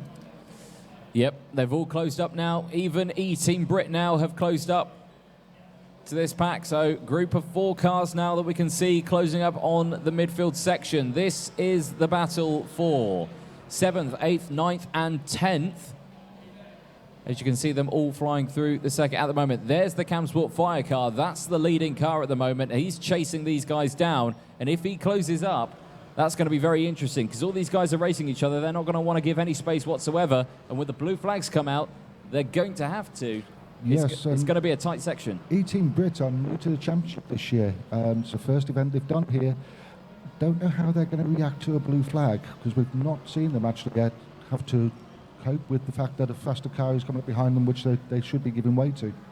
Yep, and we can see again, I'm looking at my screen on my telephonic device here, that we have got the Facebook stream back up again. If you have just rejoined us, again, apologies for any cuts in the feed that you have seen. We are trying to get that stream back up to you and keep that racing going. The racing hasn't stopped. It has kept on going here in the Milton Keynes venue. It's just the Wi-Fi in Milton Keynes at the moment, not the greatest. No, it's not. And the weather's not been great, which always has an effect on the weather doesn't the help, Wi-Fi. does it? No, the weather doesn't help. And, of course, this is, the 3rd storm that we're in now that's been named. What's this one, Storm Ella? I've lost count, to be honest. I've lost count, yeah.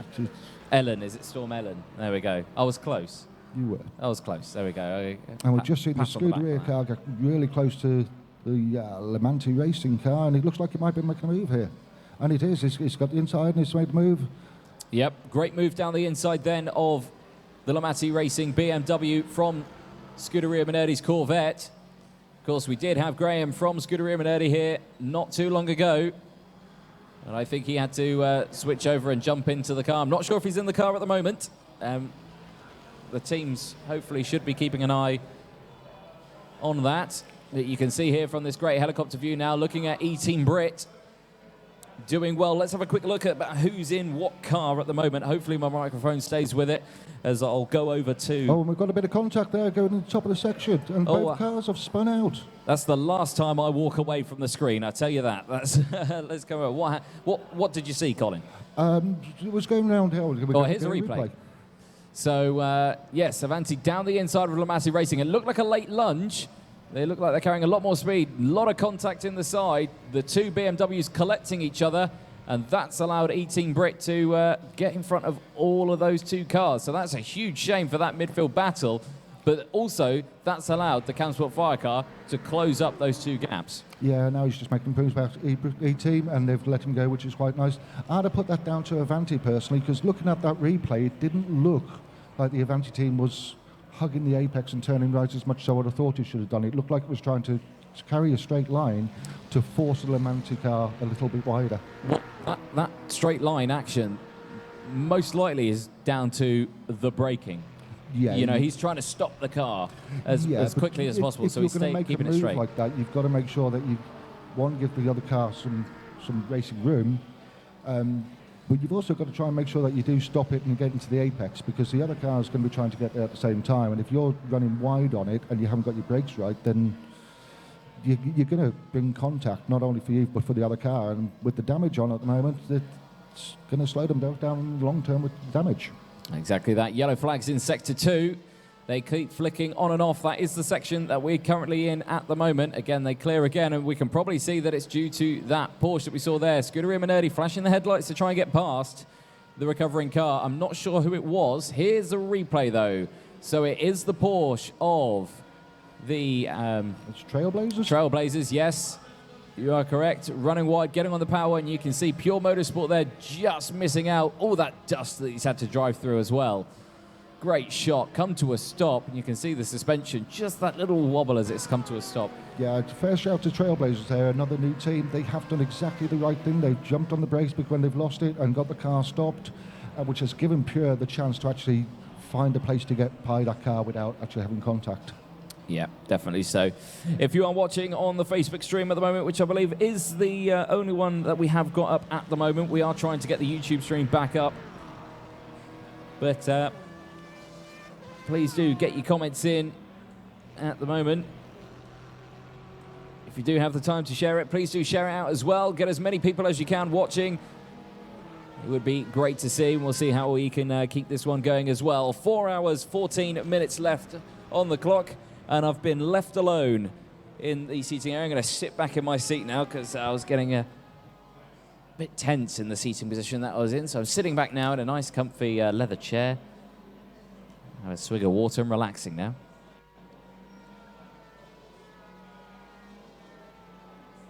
And I can see that Costas has just joined us on the Facebook stream as well. Hello, Costas.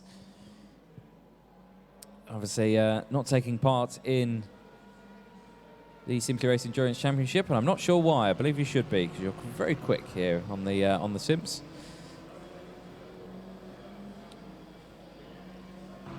So 4 hours left on the clock. You can see that the sun is getting a little lower in the sky. Obviously, it's trying to follow the actual daylight routines that we've got here. Of course, it being still the early part of the season. The clocks haven't moved yet, so it's still getting dark fairly early. So it will be here with 4 hours left on the clock. It's probably going to be dark by the time this race is done, I would have thought, if not dusk.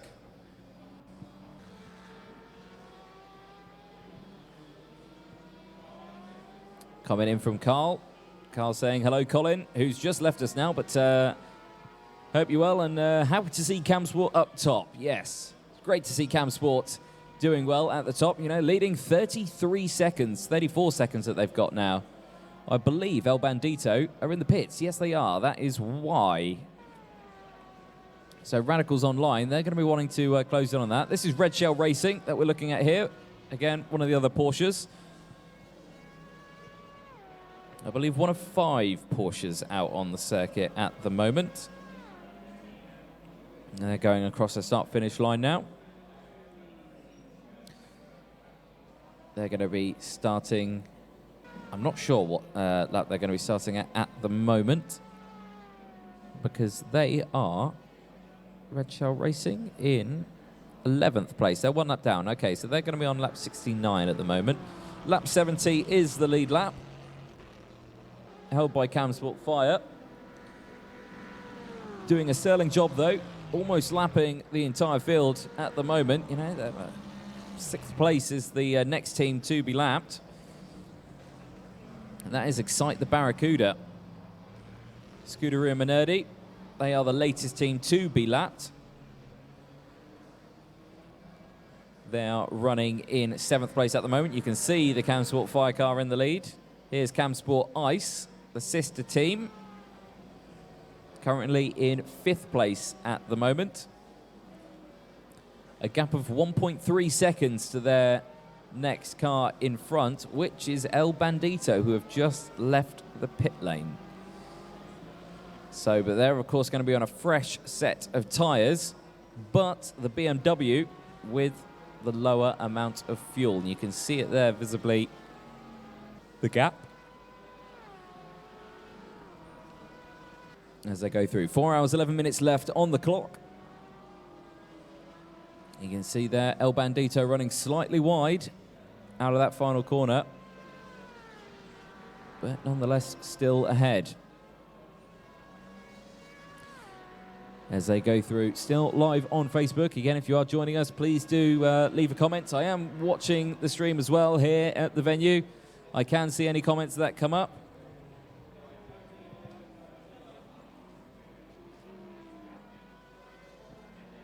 Again, Carl coming back with another. We'll be back down myself to compete in the SRBC series. Very much looking forward to it. Yes, the Simply Race British Championship. An excellent championship to be a part of course, with the touring cars, the Clios, and in previous times, the Formula Championship as well. But a great championship to be on. It kind of follows the same format as what a British touring car weekend would, with several heats spanning over the day. An absolutely fantastic event to be a part of. So yeah, if you do want to be a part of that, head to the Simply Race website and click on the Simply Race British Championship part at the bottom of the home page, and you can have a look at all the information on there regarding that series, and we'd love to see you down here. About to hit the 2-hour mark of this 6-hour race. 4 hours, 9 minutes left to go. And a quick rundown then of your order. Camelsport Fire leading the way on lap 72. Radicals Online at the moment in second place, 51 seconds down. I believe after the fresh round of pit stops, they're probably going to switch around again. Positively Racing RS in third. They're very close at the moment with Radicals Online. Only a couple of seconds between them for their pit stops. P4 El Bandito at the moment. Camsport Ice in 5th place. Excite the Barracuda in 6th, with Scuderia Minerdi just behind in P7. E-Team Brit, first time with the Simply Race Endurance Series Championship. Doing a brilliant job at the moment. They've just had Avanti Racing just get past them there, but doing a sterling job at the moment in 8th place. Lamati Racing in 9th place. They did qualify on pole position at the start. You can see them just ahead. Then it's Positively Racing R. That's the car that we're looking at here. Again, one of 2 cars out there. Positively Racing RS, currently in P3. Red Shell Racing, they're in 11th place at the moment, 1 lap down in the very striking liveried Porsche. Then Pure Motorsport in 12th place. Now, they had a little coming together with Radicals Online earlier on. Through no fault of their own, I will mention, just collected the spinning Aston Martin of Radicals. Avanti Racing in P13, 2 laps down. That was the car that we just saw overtake the E-Team Brit. Casual Apex in 14th place at the moment in the green and black Porsche, having a great little battle there. And on your main screen as well, this is the battle for second place at the moment. I'm sure this will end swiftly though, because I believe the Radicals are going to be coming into the pit lane very soon. Trailblazers, they're in 15th place at the moment. They've had a couple of scrapings out on the circuit. Working hard though, keeping that car on the track as best as possible. ACR Racing, again in the Porsche, 16th place. And Team Jaguar rounding out the 17-car grid in the Porsche. You can see the sun there really making that track more like a mirror in terms of up the hill. I'm sure the drivers see that with the reflections on the circuit.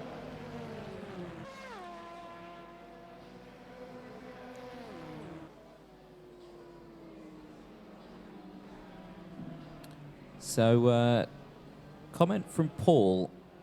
How's Ben from E-Team Brit finding the transition to Team Brit? That is a good question, and I shall send someone to find out. It's an excellent question. Here we are then, still with the battle for second place. Positively Racing RS and Radicals Online. They've had coming together further earlier on in the race. In that first half an hour, if you did join us for that first half an hour, it was a very exciting moment. And to answer your question, Paul, we'll get Ben over in about 5 minutes' time. Ben's currently in the car, so we'll get a representative from E-Team Brit over. We'll have a brief chat with them. So just above the 4 hour mark, or 4 hours remaining. 1 hour 55 minutes has elapsed as we go up the hill now. You can see Casual Apex just in front in P14 at the moment.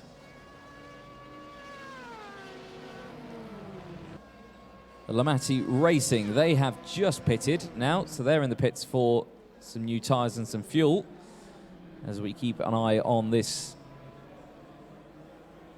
battle for second place through the SRES. Still in front of Casual Apex at the moment. Flash of the headlights from Radicals Online, so Casual Apex will be aware that these guys are coming up quickly behind them, and they should get out the way in the next couple of corners. I believe they're doing so here. No, not quite yet, so I feel like they're not close enough. Saying no, they're going to have to get closer for me to let them pass as we come through the very tricky section now, as we go helicopter view. And that gap really starting to close down. Oh, Casual Apex blocking Radicals there slightly. There you go, another flash of the headlights to try and get down the inside. They do so here. You can see the LED screens at the edge of the circuit there illuminating blue, warning the Casual Apex team that it is a lapping car behind. And again, they will get the same for the car behind them. Also, it's bad news for Positively Racing RS at the moment, who we're on board with now. As we go up the hill, you can see the blue flags there at the edge of the circuit. Of course, difficult here, flat out section, and into the pits comes the Radicals Online. So as I first thought, so Radicals Online in the pits, Positively Racing now under braking, getting past the Casual Apex car, do so successfully. Nice and clean through that section there. So a good run from them.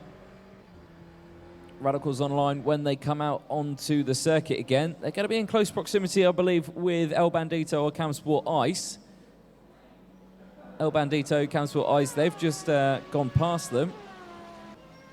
So they're still pretty close out there. Only a 3-second gap between them.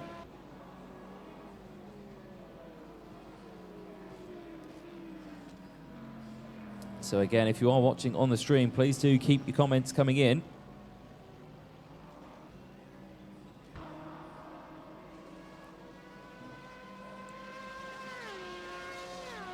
Four hours, 2 minutes to go then of this race. And there is now the third place team, El Bandito. Most likely going to be P2 soon, because Positively Racing, I believe, are on roughly the same strategy as Radicals Online. And you see Radicals Online now down a lap. Struggling on pace at the moment. Camsport Fire doing well at the moment. If they could, and I'm talking far too early now, and it's definitely going to be a commentator's curse, but lining up to be a first race victory in the SRES Championship at this rate.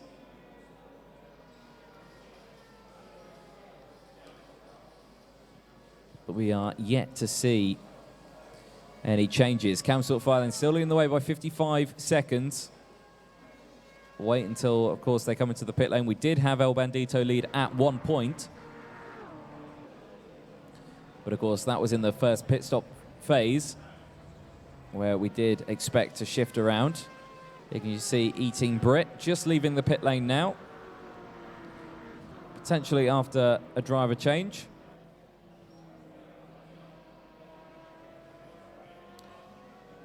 Everyone flying through. 4 hours, 1 minute to go on this 6-hour endurance race. As we look at the Lamati Racing BMW, 10th place for them at the moment in the number 2 BMW. And they're behind the Camsport Ice car, who were in direct competition with them earlier on in the race at the start. If you did catch that, the Lamati, obviously, they were our pole sitters for this race with a surprising qualifying lap out of nowhere. And now struggling on pace at the moment. So, for all you E-Team Brit fans or Team Brit fans, we have got a representative, Matt, who's joining us.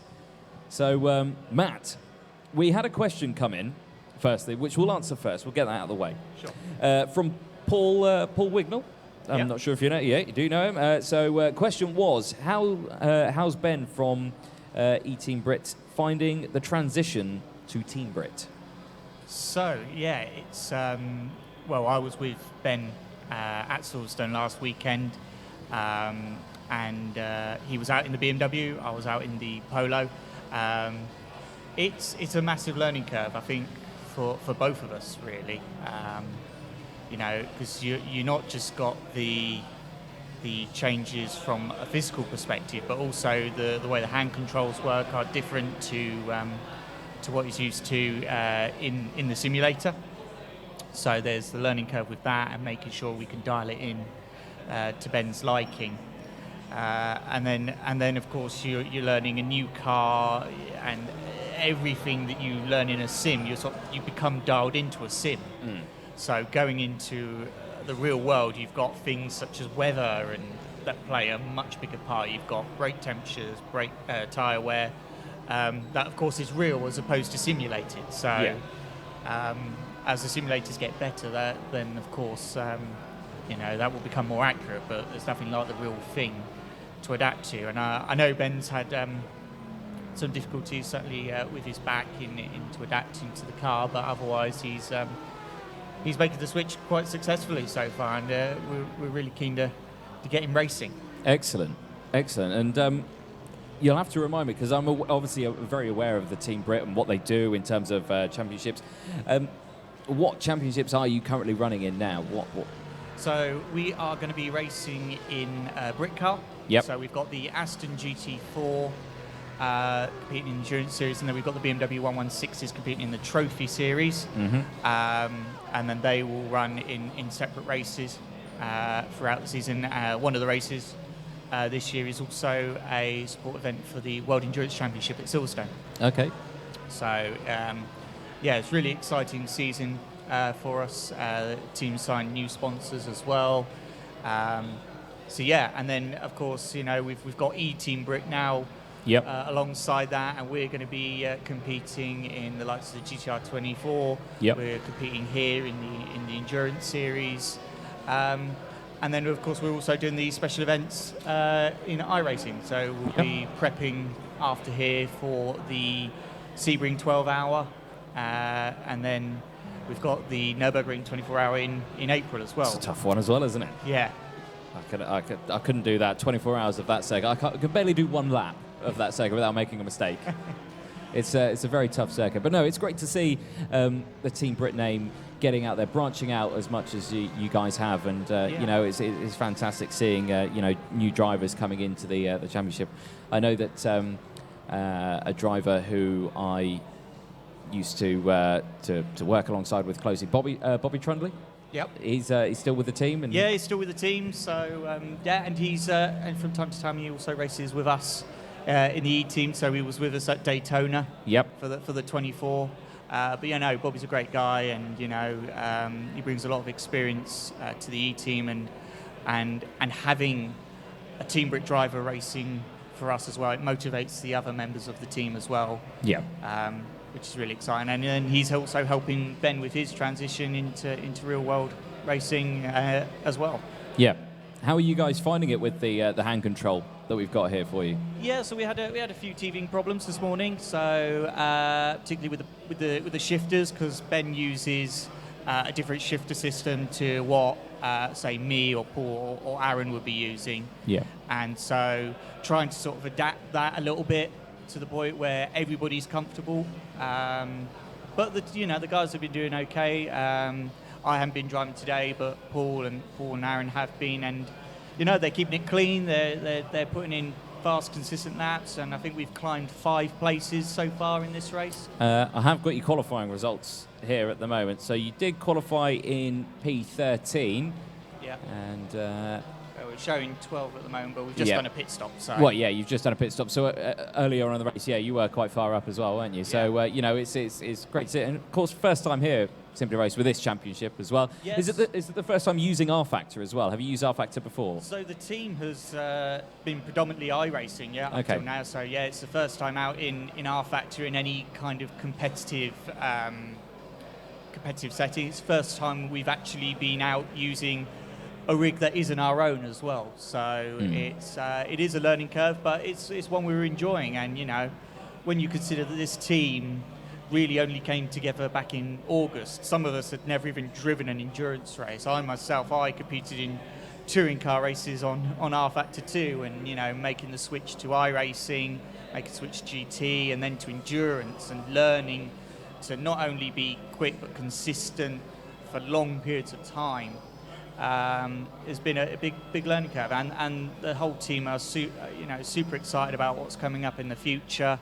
As I say, we've got the GTR 24, and hopefully trip to Denmark on the cards is potentially happening. So yeah, so it's really exciting for us, and then having Team Brits supporting us as well, and giving us their backing and promotion is a very unique situation to be in, especially with an esports racing team.